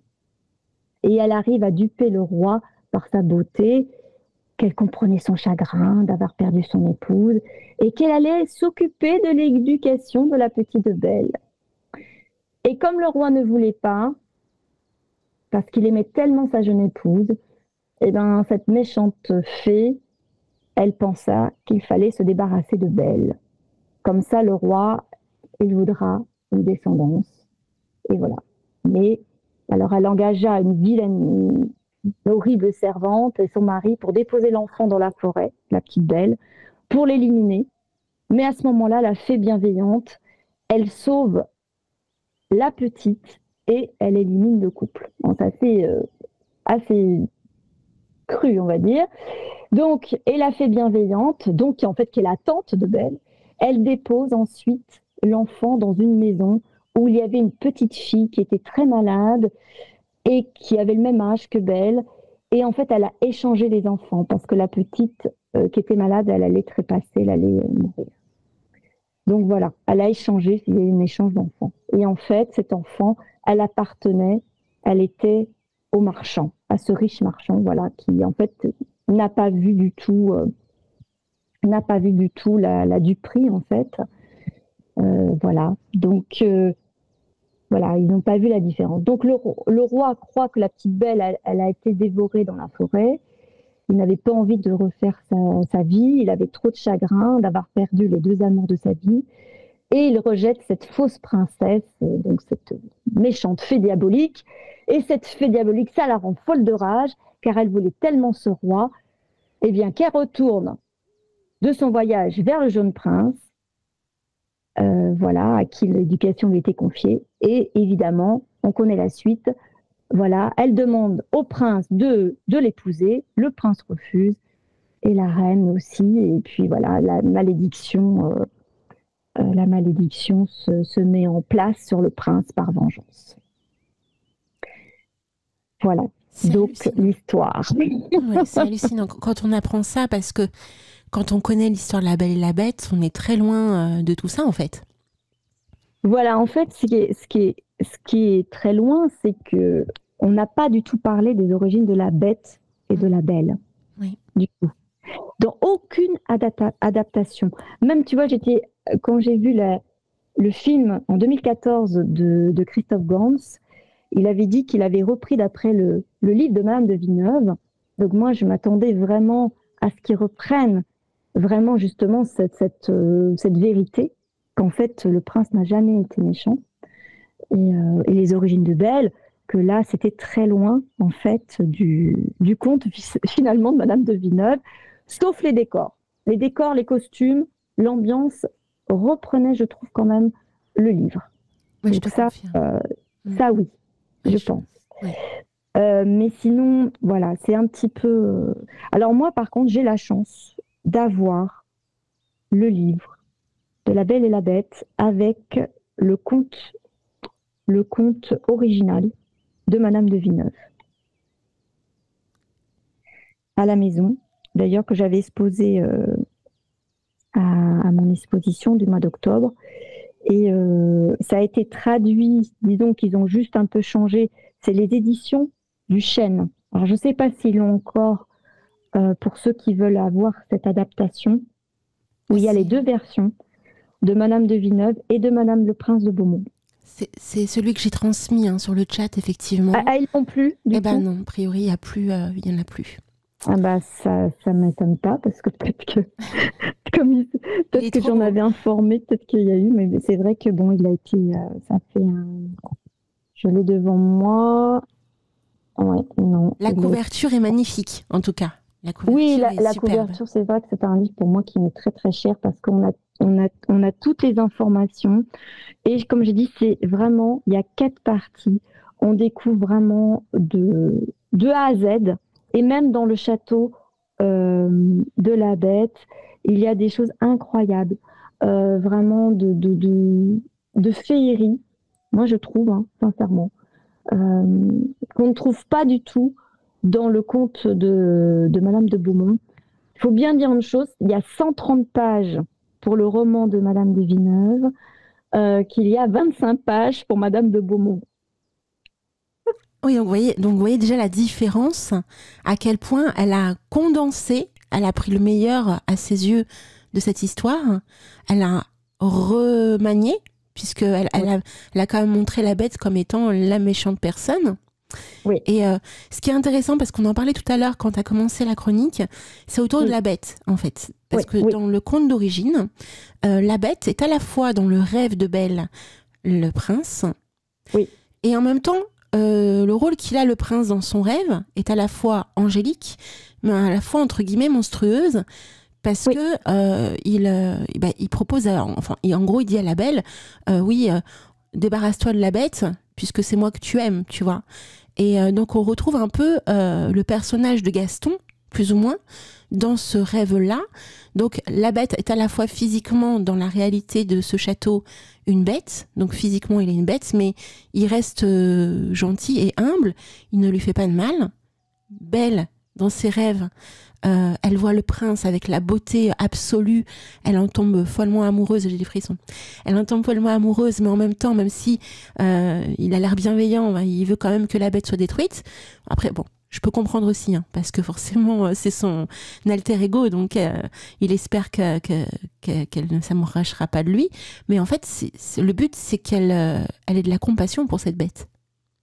C'est ça. C'est ça. Et en même temps, c'est la fée bienveillante, donc qui aussi a fait en sorte qu'il y ait tout cet enchantement dans le château, et ses rêves aussi. Parce que c'est grâce aux fées qu'il y a ses rêves aussi qui arrivent. Et même elle est dans un rêve à un moment donné, un des rêves de Belle, et qui lui dit... Mais enfin, c'est vrai qu'à un certain moment, on voit qu'il change de personnalité, le prince. On voit le côté... mais je pense qu'aussi, c'est un petit peu, je pense aussi un test. Pour que, en fait, pour tester aussi l'amour qu'elle avait vraiment réel, moi je pense véritable pour la Bête aussi. Il y a un petit piège peut-être. Comme quoi il ne faut pas se fier aux apparences. Exactement. Et finalement, parce que même la Bête, on voit qu'elle est d'une générosité, parce qu'il voit même des richesses à son père pendant qu'elle est captive. Et je trouve ça quand même... On voit qu'en fait, il a jamais été méchant. C'est pour ça que quand je vois toutes les adaptations, on dit c'est un méchant prince, il était capricieux et tout. Je dis non, c'est pas vrai. Ah, c'est faux. Il y a un passage dans le roman que j'ai adoré. Oui. Quand donc la bête commence à mourir, hein, comme on voit dans toutes les versions.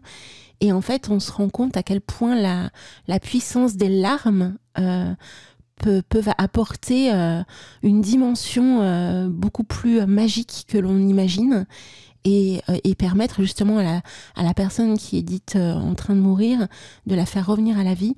Et j'ai trouvé vraiment ce passage où justement elle se met à pleurer quand elle a peur de perdre donc la bête et Oui. qu'on voit effectivement que les larmes ont cette puissance magique qui lui permet vraiment de faire revenir entre guillemets la bête, quoi, tu vois. J'ai trouvé vraiment ce passage hyper émouvant et comme quoi en fait nos émotions aussi, ça amène une porte psychologique autour de nos émotions quand on se met à pleurer par bonté d'âme, par amour, à quel point ces larmes peuvent être puissantes pour l'être et les personnes que l'on aime autour de soi. Tu en penses quoi? Ah oui, complètement. Ah oui, complètement. D'ailleurs, moi, j'étais très émue de la manière dont même c'est écrit. Oui. Parce que là, il n'y a pas de baiser, comme, Tout à fait. comme dans Disney et autres. Hein. C'est vraiment là, tu vois, elle lui met sa main sur son cœur Mm. quand elle avoue son amour à la bête. Et elle lui dit d'ailleurs à quel point elle l'aimait. Et elle pensait vraiment à mourir, quoi. Si elle n'avait pas pu la sauver, quoi. Pas pu sauver la bête. Et c'est vrai que c'est tellement fort qu'on se dit, waouh, finalement, il n'y a même pas besoin d'être avec quelqu'un physiquement pour l'aimer. Parce que le prince qu'elle voyait dans ses songes, c'était vraiment très physique. Et là, on voit que c'est vraiment, on rentre vraiment dans les sentiments purs d'un amour, en fait. C'est ça. La pureté plutôt que la passion fusionnelle et physique, quoi. Voilà, qui peut des fois rendre un peu, voilà, un peu déstabilisé parce qu'il y a une sorte de souffrance un petit peu dans ce genre de passion. On peut être ensemble, mais on peut pas être ensemble. Voilà, tous ces trucs-là qui peut perturber, alors que voilà, l'amour, ça doit être quelque chose de pur, de simple finalement, de vrai, je dirais. Oui. Et puis, Et oui. Oui, je voulais dire aussi, il y a un passage avec la fameuse bague, où justement, quand la bête lui donne cette bague magique pour lui permettre de revenir dans le château enchanté, Oui. là aussi, très symboliquement, tu as cette bague autour du doigt, tu la retournes, en fait, et là, d'un seul coup, tu te retrouves propulsé dans ce château enchanté. C'est pareil, il y a des passages magiques qui sont assez frappants. Donc ce passage-là, comme la description de l'armoire aussi, qui est en fait montée en cristal de roche, je veux dire, il y a quand même une pierre là qui n'est pas anodine dans le conte, tout à fait. qui porte une dimension ésotérique et mystique assez importante. On découvre aussi qu'elle voyage dans le château, c'est-à-dire que en ouvrant des fenêtres, elle se retrouve propulsée dans d'autres dimensions, en fait, dans d'autres lieux. Oui, tout à fait. Enfin, je trouve quand même. Puis il y a les animaux. Elle parle avec les animaux. Elle chante avec les oiseaux. Enfin, clairement. Enfin, je trouve que ce conte est tout bonnement hallucinant, quoi. Déjà mais pour l'époque. c'est mille et nuits. Hein. Moi, j'ai trouvé que c'était mille et nuits. C'était féerique. Ouais. C'est magique, quoi. Voilà. Il y a vraiment une matière à faire. Vraiment un film extraordinaire. C'est clair. Moi, personnellement. Ou une trilogie, ou même une série, on en a parlé, Alina. Sans oublier, par contre, ça, c'est réel dans le conte d'origine, la jalousie de ses sœurs. Il y a 6 sœurs et 6 frères, contrairement aux versions qu'on connaît où ils sont 3, je crois, de mémoire, de chaque côté. Là, ils sont 6 sœurs et 6 frères, et donc autant les frères adorent Belle, ses frères adorent Belle, mais autant ses sœurs la jalousent affreusement. Et ça, tu vois, la dimension de la jalousie, de l'envie, hein, de la part d'un membre de sa famille notamment, parce que différent, parce que ceci, parce que cela, ça apporte aussi une dimension psychologique à travers ce conte qui est assez forte. Ah, complètement. Oui. Et puis, mais il y a le pardon, hein, il y a aussi beaucoup de pardon. Hein, je trouve que, voilà. Oui, c'est vrai que la jalousie, malheureusement, même, tu vois, la fée intelligente qui était extrêmement jalouse, en fait, d'une jeune fée, de la jeune fée, de la mère de Belle, qui a voulu prendre sa place, finalement. Et elle l'a fait accuser, à tort. Ça, c'est fou parce que ça nous montre également que même dans le royaume des fées, il y en a autant des bonnes que des mauvaises. Et que c'est souvent par l'envie ou la jalousie que la chantifée puisse se transformer aussi en quelque chose de plus maléfique, quoi. Oui. Ah oui, tout à fait.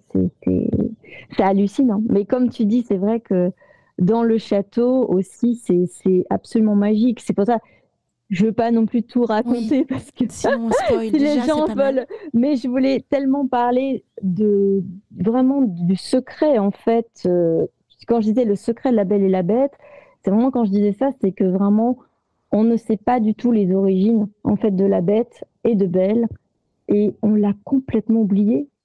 Et personne n'en parle. Personne n'en a parlé. On ne parle que des versions Disney. On ne parle que de ça. Tu vois, au Cocteau. Et encore, Cocteau est plus proche, beaucoup plus proche, évidemment. Même à la limite, il a un petit peu de Madame de Villeneuve. Ah oui. À un moment.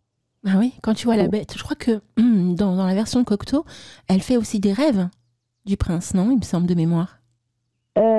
Alors, je m'en rappelle plus bien, mais effectivement... Il y a aussi l'histoire de la bague, il me semble. Il y a la bague, ça, il y a la bague, c'est clair. Et il y a l'histoire du miroir. Alors, le miroir où elle peut voir son père, où elle peut... Ça fait un peu comme peau d'âne, hein. D'ailleurs, je trouvais que ça faisait un côté un petit peu peau d'âne. Alors, moi aussi, à fond. Ah, complètement. Ah, complètement. D'ailleurs, peut-être que Jacques Demy a peut-être vu certainement Cocteau, quelque part. Mais je pense, oui. Mais c'est vrai qu'on retrouve quand même dans la magie, je trouve, de Cocteau, un petit peu, Madame de Villeneuve. Bon. On est d'accord. Ah, complètement. Parce que les objets aussi sont très présents. Oui. Les objets, tu as vu, en magique, dans le château. Et puis, comme on disait, tu as la galerie, le cabinet des glaces. Tu as la galerie des peintures. Oui. Tu as la salle des instruments. Tu as une bibliothèque immense. Oui. Ça, par quand contre, même, c'est vrai. Et les perroquets. Tu as les perroquets, tu as les singes. Enfin bon. Ah, les singes, alors j'ai trouvé justement, je voulais t'en parler, je sais pas ce que t'en penses, j'ai trouvé une originalité avec les singes. Là, je retrouvais le magicien d'Oz avec la méchante reine sorcière verte, tu sais. Ah oui, oui, oui, tout à fait. Là, c'est le magicien d'Oz, là, vraiment, ces passages-là. Et non, c'est assez dingue pour l'époque, parce que c'est vrai que c'est quand même un conte qui date, quoi. 1740, ça a été publié. Donc 18e siècle. Oui. Donc c'est très vieux. C'est très vieux, 18e siècle. Et sachant que la deuxième version, donc en fait Madame de Villeneuve, je crois, est décédée en 1600. Enfin, je ne dis pas de bêtises. Oui, parce qu'en fait, ces publications, elles sont... Oui. En fait, Madame le Prince de Beaumont, elle a sorti La Belle et la Bête 1 an après que Madame de Villeneuve est décédée. Et comme tu m'expliquais aussi, elle n'a pas cité les sources. Voilà. Et ça c'est pas bon, ça. Du tout. ça m'a pas plu. J'ai dit, ah non. Non. Et c'est elle qui a eu le plus le laurier, quoi.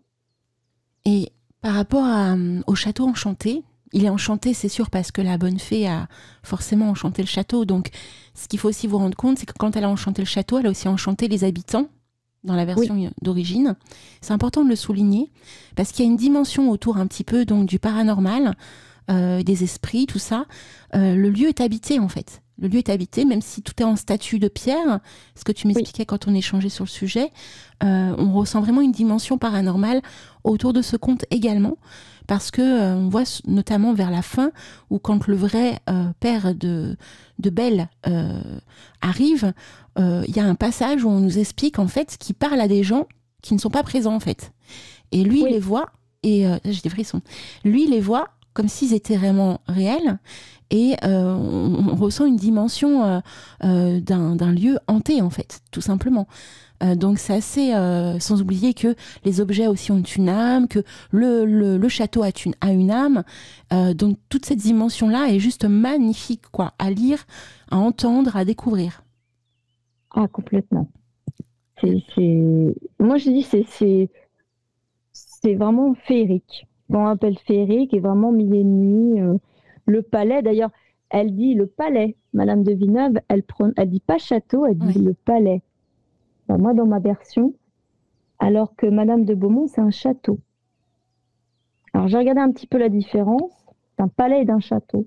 Alors, le palais, c'est vraiment, voilà, c'est un palais vraiment qui démontre un peu la puissance. Bon, il y a plus de puissance, palais, qu'un château. Un château, ça peut être un petit château, ça peut être un grand château, mais un palais, on dit un palais, voilà, c'est assez imposant, quoi. Et c'est souvent quelqu'un qui a un haut pouvoir dans la hiérarchie royale. Donc il y a vraiment une dimension. Alors il y a une dimension de la noblesse, mais de la noblesse du cœur, au niveau de la bonté, de la générosité, tu vois, tous ces mots-clés, en fait, qu'il faut vraiment prendre en compte. Quand on pense à la noblesse, faut arrêter aussi de penser tout de suite au roi, tout ça. Il faut aussi penser, à mon sens, au côté archétypal de ce mot. Et ça se retranscrit énormément dans ce conte également, je trouve. Oui. Ah oui, complètement. Ouais. Donc, juste magnifique. Ce conte est magnifique. Et merci, franchement, Agnès K, pour la découverte. Alors, je ne sais pas si tu as vu sur le chat, mais il y a énormément de messages pour toi. Géraldine, Claude de la Corrèze, je ne sais pas, peut-être que tu le connais, sont là. Et ils te remercient vraiment. Ils adorent ta chronique. C'est nouveau, donc vous verrez, chaque 4e dimanche du mois, Agnès K sera parmi nous pour nous conter le conte, quoi. Nous raconter le conte. Pour revoir, en fait, parce que bon, c'est vrai que celui-là, c'était vraiment celui qui me tenait à cœur, parce que c'est un de mes contes préférés, et surtout que je l'ai mis en scène. Je l'ai déjà mis en scène dans un château, dans plusieurs scènes, enfin voilà, de théâtre qui est justement d'après Madame de Villeneuve. C'est pour ça que ça me tenait à cœur aussi. J'en ai pas fait beaucoup parce qu'ils sont, voilà, il faut beaucoup de moyens pour le faire. Donc j'en ai fait quelques-uns.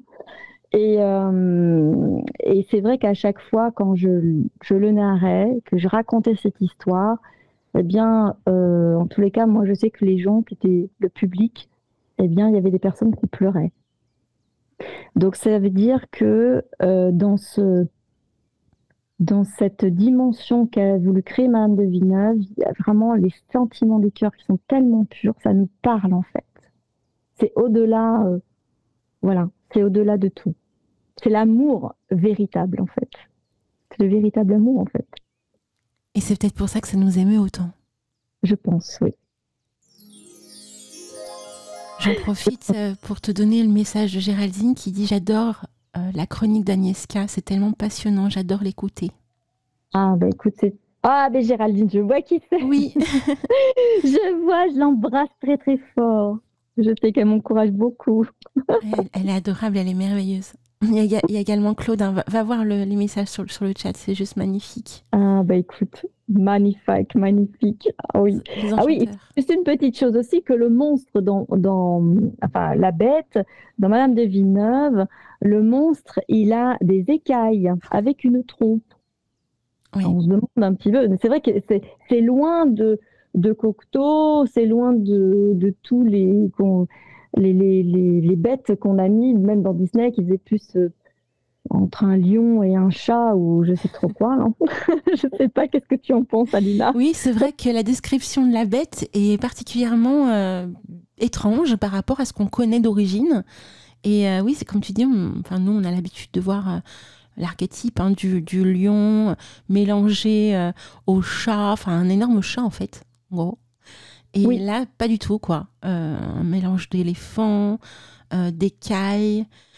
C'est assez étrange comme... Ça aussi, ce serait peut-être à creuser autour du symbolisme. Ah, mais il y a tellement de choses à dire sur La Belle et la Bête que je crois qu'on pourrait rester au moins pendant 3 heures. C'est clair. Alors, en plus, j'ai partagé à Aniska ma petite fiche suite à ma découverte du conte en audio. Et Oui. comme tu sais, en fait, maintenant, depuis très peu de temps, je fais des émissions autour du décortiquage des contes. Et Oui. j'avais pas prévu de faire La Belle et la Bête tout de suite, hein, parce que je savais que t'allais venir et nous en parler. Mais je pense qu'il y a vraiment énormément de choses à dire sur ce conte. Et autant toutes les versions, parce que les versions qu'on connaît habituellement, mais aussi cette version-là qui reste quand même celle à nos yeux, qui nous donne un coup au cœur comme on ne peut pas imaginer. Depuis des centaines d'années, on nous fait croire que la bête est méchante. Oui. Enfin, vraiment, c'est ça, hein, le truc. Hein. Depuis 300 ans. Voilà, 300 ans. Tu te rends compte, mais depuis 300 ans. Donc, il faut réveiller la vérité. Il faut que la vérité arrive. Et c'est Que peut-être ça, ça, comme- je pense, Agnieszka, peut-être que c'est ça aussi qu'on ressent, qu'on soit autant attaché à ce conte, sans connaître l'origine. Hein. Mais peut-être qu'on doit ressentir au fond de nous que la bête, elle n'est pas si méchante comme on nous le montre. Oui, C'est Tout à ça fait. qui nous émeut, en fait. C'est l'image qu'on nous montre officielle d'une personne, par exemple, qui n'est pas celle que l'on croit. Tu Oui. vois ? exactement. Parce que j'essaye de comprendre, en fait, pourquoi ça émeut autant de monde, notamment moi, bien sûr, mais pourquoi ça émeut autant de personnes, ce conte-là. Je trouve plus que les autres contes. Les autres contes sont merveilleux aussi, hein, mais celui-ci, il a une dimension beaucoup plus émotionnelle que l'on imagine. Il rentre à l'intérieur de nous d'une puissance sans nom, quoi. Donc je cherche à comprendre, à analyser. Et En fait, c'est un peu une connexion, en fait. Une connexion entre deux êtres. Ouais, Moi, c'est ce que je ressens. C'est vraiment une connexion entre deux êtres. C'est-à-dire qu'il n'y a plus besoin des apparences, il n'y a plus besoin du corps, il n'y a plus besoin. C'est comme s'ils étaient en connexion. Ils sont tellement en osmose, en parfaite symbiose. C'est comme une musique. Tu vois, il n'y a pas de fausses notes. Tu ressens, je sais pas, il y a quelque chose qui met en avant l'amour pur, en fait. ouais.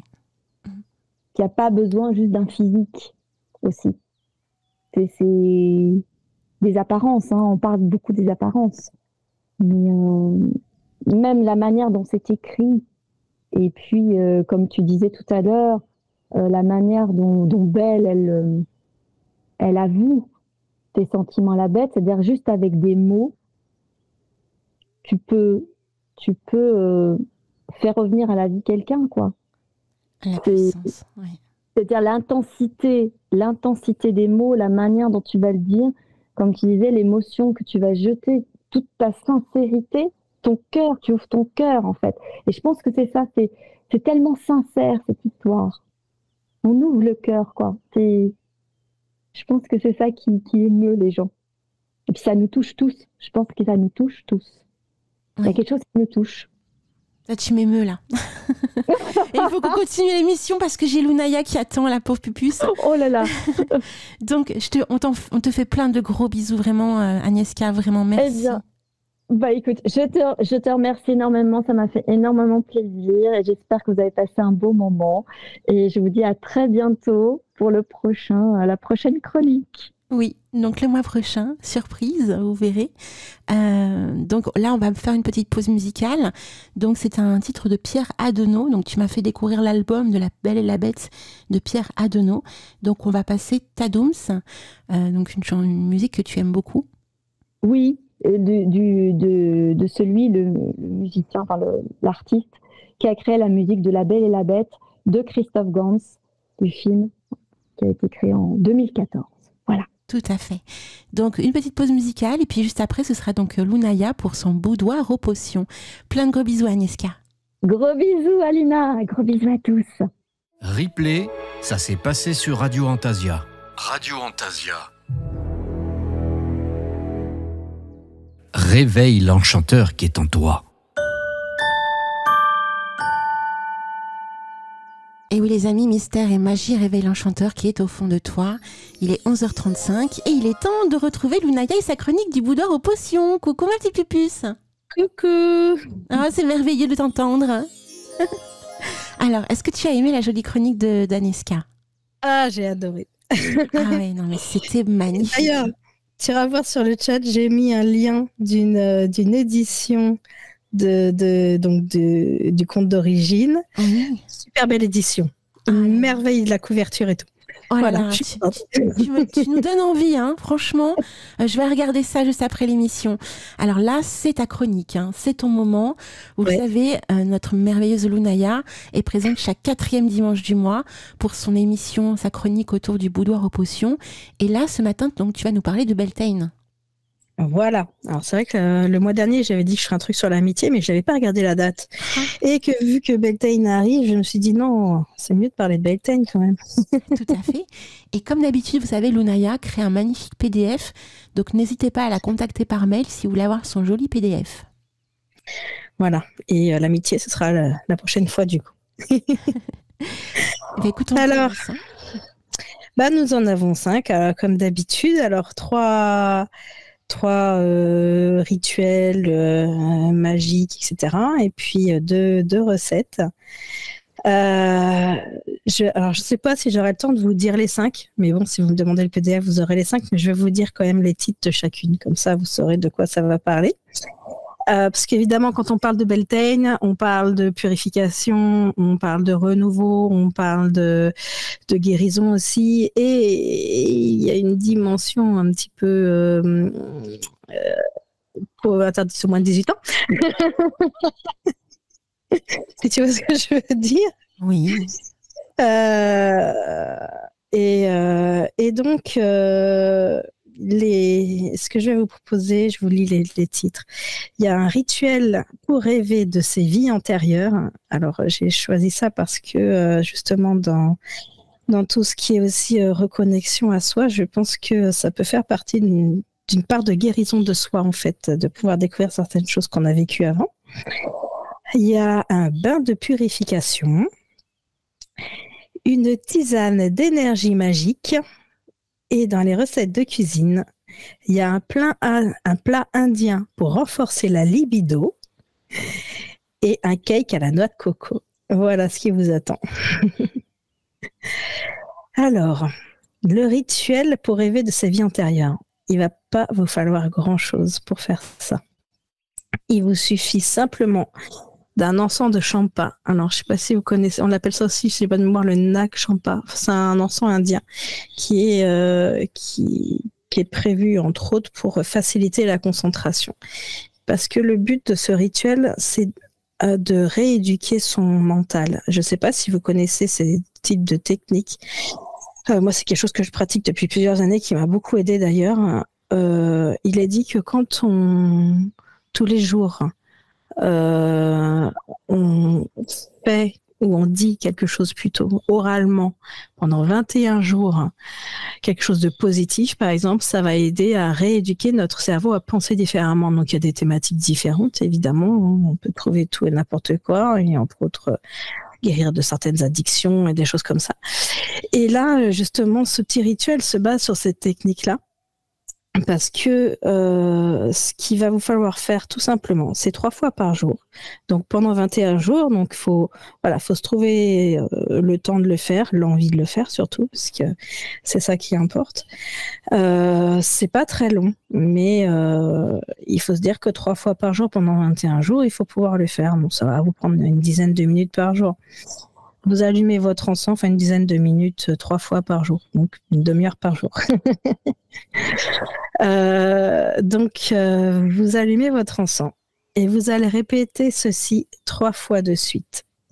Cette nuit, dans mes rêves, je verrai des images de mes anciennes vies. Mes anciens visages me seront dévoilés et je m'en souviendrai.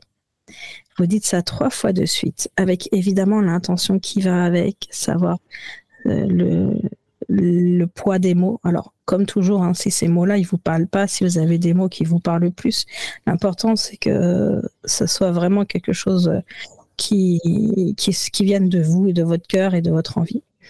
Et une fois que vous avez répété ça 3 fois, vous dites une fois, je rends grâce d'être exaucé maintenant. Et voilà, 3 fois par jour pendant 21 jours. Et au bout d'un moment, vous aurez de fortes chances de pouvoir rêver de vos vies antérieures Et puis, après, à vous de voir ce que vous en faites. Voilà pour ce premier petit rituel. Poussière d'étoiles. Le bain de purification. Alors là, on va avoir beaucoup d'herbes. Donc là, c'est vraiment dans le but de purifier son corps, son âme, son énergie. Et c'est bien aussi de faire ce type de choses avant de pratiquer un rituel ou de célébrer un sabbat. Alors, j'avais déjà parlé du bain festif qu'on peut faire aussi avant chaque sabbat. Ça, c'était pour Samhain que j'en avais parlé. Là, le bain de purification... alors c'est un bain comme d'habitude. Si vous avez une douche, il n'y a pas de souci, vous prenez un pochon, les herbes vous mettez dans le pochon, vous lavez avec, il n'y a pas de souci, tout s'arrange.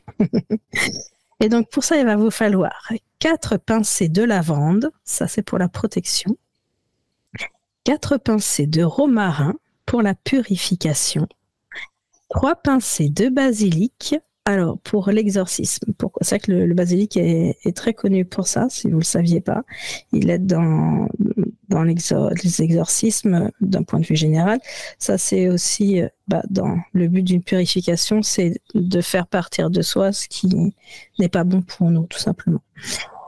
3 pincées de thym, ça c'est pour la force, parce qu'on a besoin de force, en fait, de se ressourcer pour se purifier. Je ne sais pas si vous allez comprendre ce que je veux dire, mais...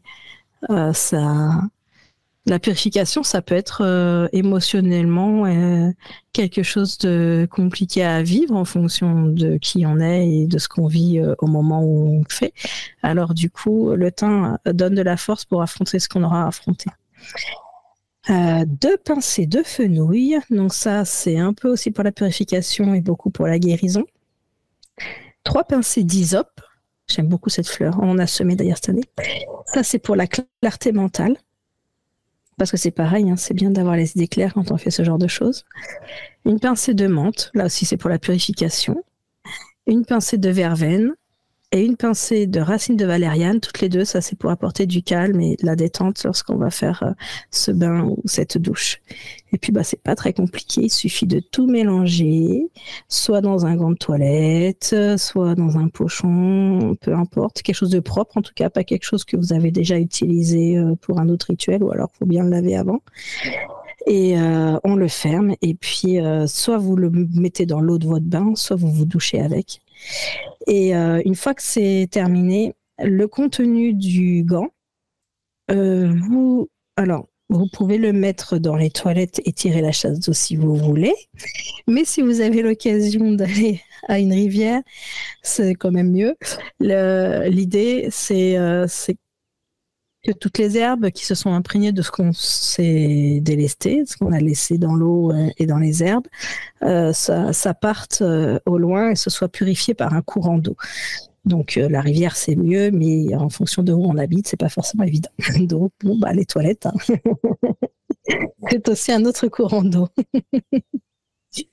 Voilà pour ce petit bain. Et puis enfin,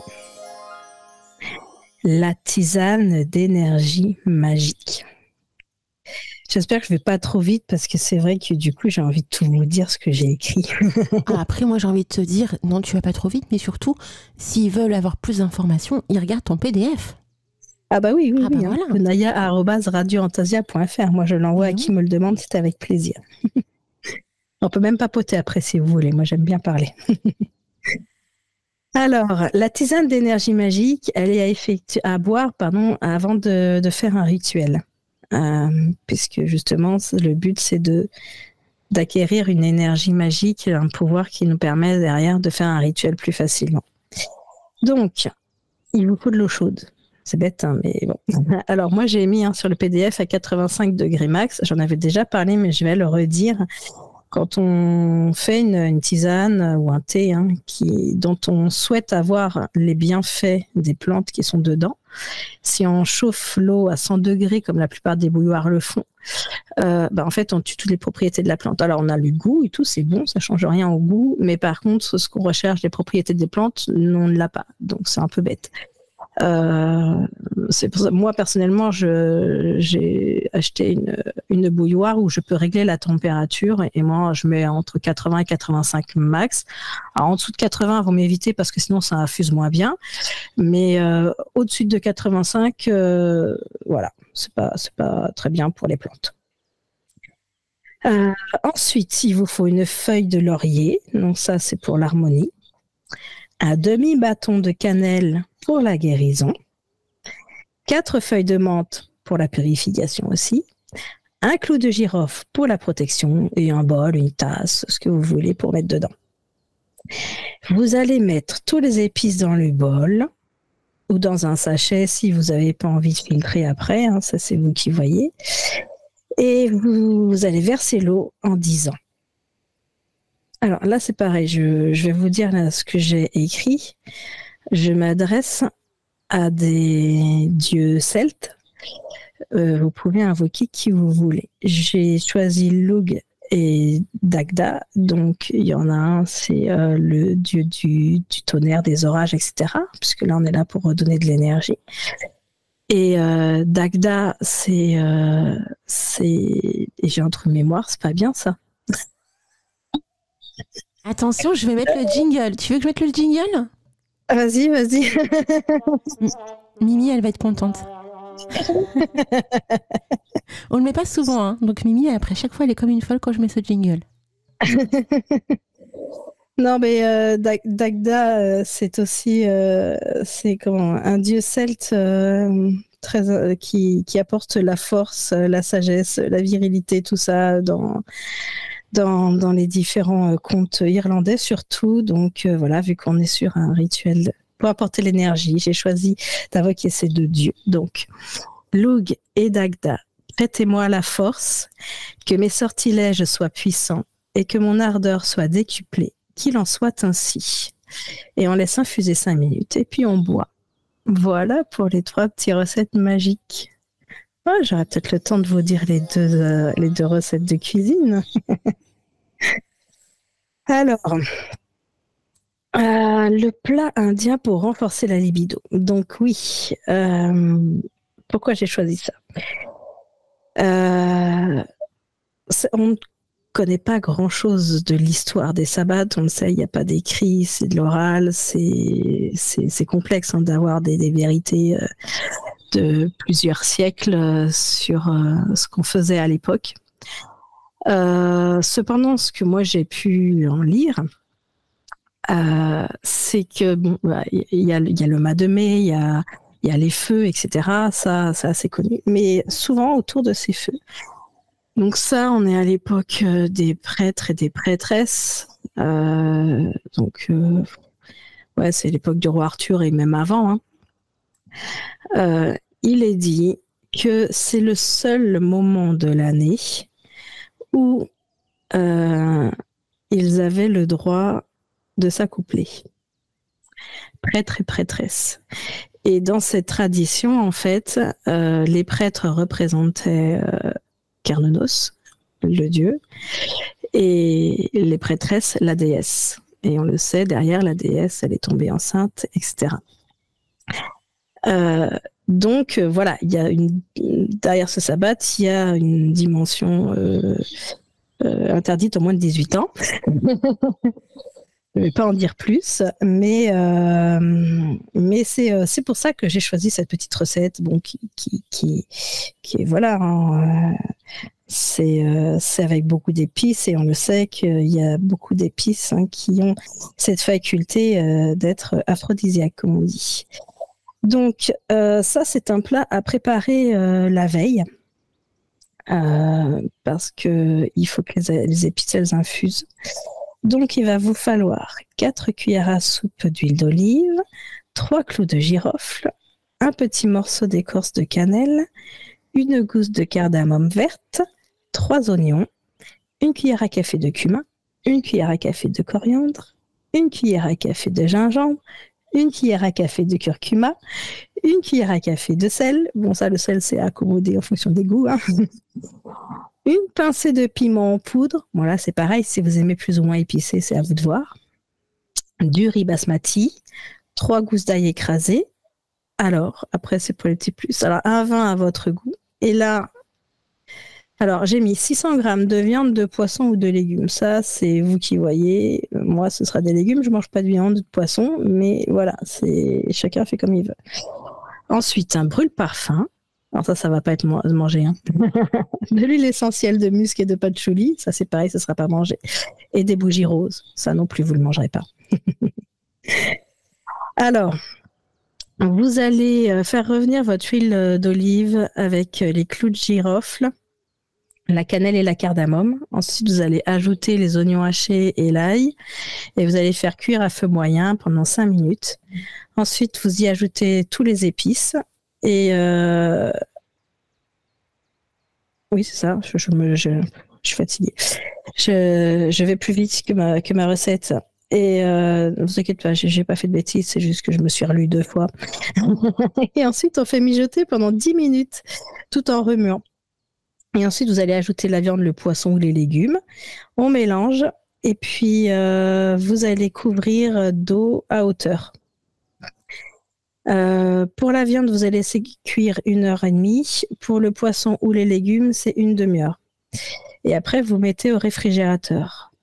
Et donc, le lendemain, avant le repas, vous allez pouvoir créer une ambiance sensuelle avec le brûle-parfum dans lequel vous mettez les huiles essentielles, les bougies roses, etc. Le vin, vous le débouchez si vous aimez le vin ou autre chose, c'est à vous de voir aussi. Et ensuite, eh bien, il suffit de mélanger, alors on fait cuire le riz, pardon, et vous allez réchauffer votre plat. Et vous allez mélanger le plat avec le riz. Et là, vous allez dire une phrase. Je vais vous expliquer après. C'est Om Mani Padme Hum. Donc ça, c'est un mantra indien qui veut dire le joyau dans le lotus. C'est un des mantras les plus puissants qui existent dans toutes les traditions qui utilisent ce type de phrase. Alors je l'ai écrit sur le PDF, donc si vous voulez chercher plus dessus, allez-y. Il y a plein de sites et autres qui expliquent exactement ce que c'est que ce mantra. Et puis vous partagez le vin et la nourriture avec votre partenaire et vous serez en harmonie tous les deux. Voilà pour ce plat indien. Et ensuite, on a le cake à la noix de coco. Alors, il va vous falloir 100 g de beurre roux, 200 g de sucre, 3 œufs, 245 g de farine. Alors, c'est très précis, je vais vous dire pourquoi après. 237 g de lait, 100 g de noix de coco râpée et un sachet de levure. Alors, j'ai mis 237 g de lait parce que, à la base, la recette que j'ai depuis longtemps, elle était avec des tasses. Une demi-tasse, une tasse, etc. Et je trouve que c'est pas évident. Pour être précis, pour moi, je trouve que la pâtisserie... Donc, j'ai tout remis en grammes plutôt qu'en tasses. Voilà.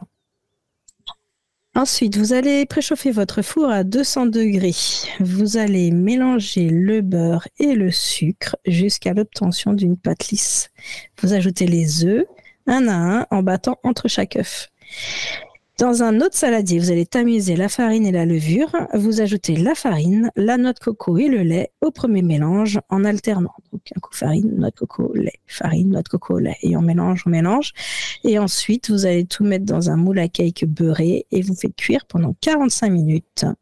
Et voilà. Et si vous voulez, vous pouvez le décorer de fleurs comestibles parce qu'évidemment, à Beltane, il y a aussi beaucoup de choses avec des fleurs. Voilà pour mon petit PDF d'aujourd'hui. C'est super, ma petite pupuce. Donc tu vois, tu as réussi à faire ta chronique. Ouais, c'est waouh. Mais on a moins papoté qu'avant. Oui, mais après, j'ai envie de te dire, il faut aussi savoir ce qu'on veut. C'est soit écouter, soit papoter. Donc, mais bon, c'est très bien comme ça. En tout cas, c'était passionnant, vraiment. Puis en plus, alors, vous verriez son PDF. J'insiste toujours à chaque fois, mais c'est Lunaya qui crée de A à Z, même les illustrations qui sont dedans. Et tu as un talent fou, ma pupuce, vraiment. Ouais, après, moi, je le fais vraiment juste pour des trucs perso parce que j'aime ça, mais je peux plus le faire en professionnel. C'est trop de travail, ça prend trop de temps et j'ai besoin d'aimer ce que je fais. Voilà. C'est toujours comme ça, c'est par passion qu'il faut faire les choses. Voilà. Et comme j'adore vous partager des trucs, je m'éclate à faire ça. Et c'est que du bonheur. Hein, voilà. Allez, poussière d'étoiles encore une fois. Replay, ça s'est passé sur Radio Antasia. Radio Antasia. Alors, mes très chers enchanteurs, surtout n'oubliez pas ce soir, comme à l'accoutumée, vous allez avoir Eric Cooper et la croisière folk à partir de 20h jusqu'à 21h. À 21h, on aura l'immense bonheur de retrouver le talk show Faut qu'on en parle sur un sujet magique, vous verrez. Alors surtout aussi, je voulais en parler parce qu'hier après-midi, on a reçu une merveilleuse personne pour la chouette émission. Donc c'était Paul Plumat qui nous a parlé donc d'extraterrestres et d'ufologie. C'est un passionné de ce sujet-là. Donc j'insiste fortement, écoutez la rediffusion qui aura lieu mercredi après-midi entre 16h et 18h et ensuite elle sera en replay, cette émission sur la chaîne YouTube. Vraiment, vous verrez, ce garçon est passionnant et passionné. Et je profite au passage pour remercier notre très chère Roxane de Versailles de m'avoir fait découvrir ce jeune homme. Parce que je peux te dire, Lounaya, mais t'étais là, Lounaya? Oui, elle était géniale cette émission, j'ai adoré. J'étais pas trop sur le chat parce que je bossais en même temps, mais j'étais accrochée. Oui, mais j'avais bien le souvenir que t'étais pas présente. D'ailleurs, j'ai jamais vu autant de monde sur le chat un samedi après-midi. Ouais. J'étais contente. Je me suis abonnée à sa chaîne YouTube. En plus, donc c'est The UAP Show, The UAP Show. Oui. C'est moi qui mérite. C'est moi qui mérite le jingle. The UAP Show, donc UAP, plus loin show comme le show, hein, S-H-O-W. Vous tapez ça sur YouTube, vous allez tomber sur sa chaîne YouTube et en fait chaque jeudi soir, il propose une émission où justement il propose des gens hyper calés du milieu ufologique, donc des gens connus, des gens sérieux, et puis après quoi, en deuxième partie d'émission, il y a toute la revue de presse autour de l'ufologie, des nouveautés, des actus autour de l'ufologie, et je peux vous dire que franchement ce qu'il propose c'est juste énorme. C'est rarement vu de cette manière-là, notamment dans les médias, même sur la toile, hein, quand les gens parlent d'ufologie, c'est souvent pour parler d'expérience en fait, hein, plus que ça, plus qu'autre chose. Et ce jeune homme vaut vraiment la peine qu'on le découvre, moi je vous le dis. T'en as pensé quoi, Lounaya, alors? Franchement, il était vraiment passionnant et passionné. Et ce que j'ai beaucoup aimé aussi, c'est que il est objectif en fait. Voilà. Parce que c'est vrai que la complexité, non, alors moi franchement j'y crois à tout ça, hein. Il n'y a pas besoin de me convaincre, mais c'est vrai qu'il y a beaucoup de personnes qui paraissent, attention je dis pas qu'elles le sont, mais qui paraissent un petit peu... je sais pas comment dire. Perché, habité, trop... perché. Ouais, mais ce que je veux dire, c'est que des fois, c'est pas pris au sérieux parce que c'est trop, en fait. Tu vois ce que je veux dire? Trop perché ou trop... Alors, je dénigre personne, hein, parce que chacun vit les choses comme il a besoin de les vivre. Il n'y a pas de souci avec ça. Mais c'est vrai que lui, sa façon d'aborder les choses, je trouve que du coup, elle est plus... abordable pour des personnes qui n'ont pas l'habitude d'entendre ce genre de choses, et du coup ça peut ouvrir des portes, ouvrir des choses dans leur tête, dans leur compréhension, qui pourraient se braquer avec une autre personne. Tu comprends ce que je veux dire ou pas? Totalement. Il a une manière beaucoup plus cartésienne en fait, hein, d'aborder le sujet. Il amène des faits concrets, il apporte des témoignages de personnes... Alors, je comprends ce que tu veux dire parce que j'allais dire sérieuse, comme si les gens qui vivaient ces expériences-là n'étaient pas sérieuses. Elles le sont à leur manière parce que forcément chacun vit l'expérience comme il le ressent et puis à sa manière. Donc c'est compliqué de mettre des mots. Oui, voilà, sans être désobligeant parce que c'est pas le but. Non.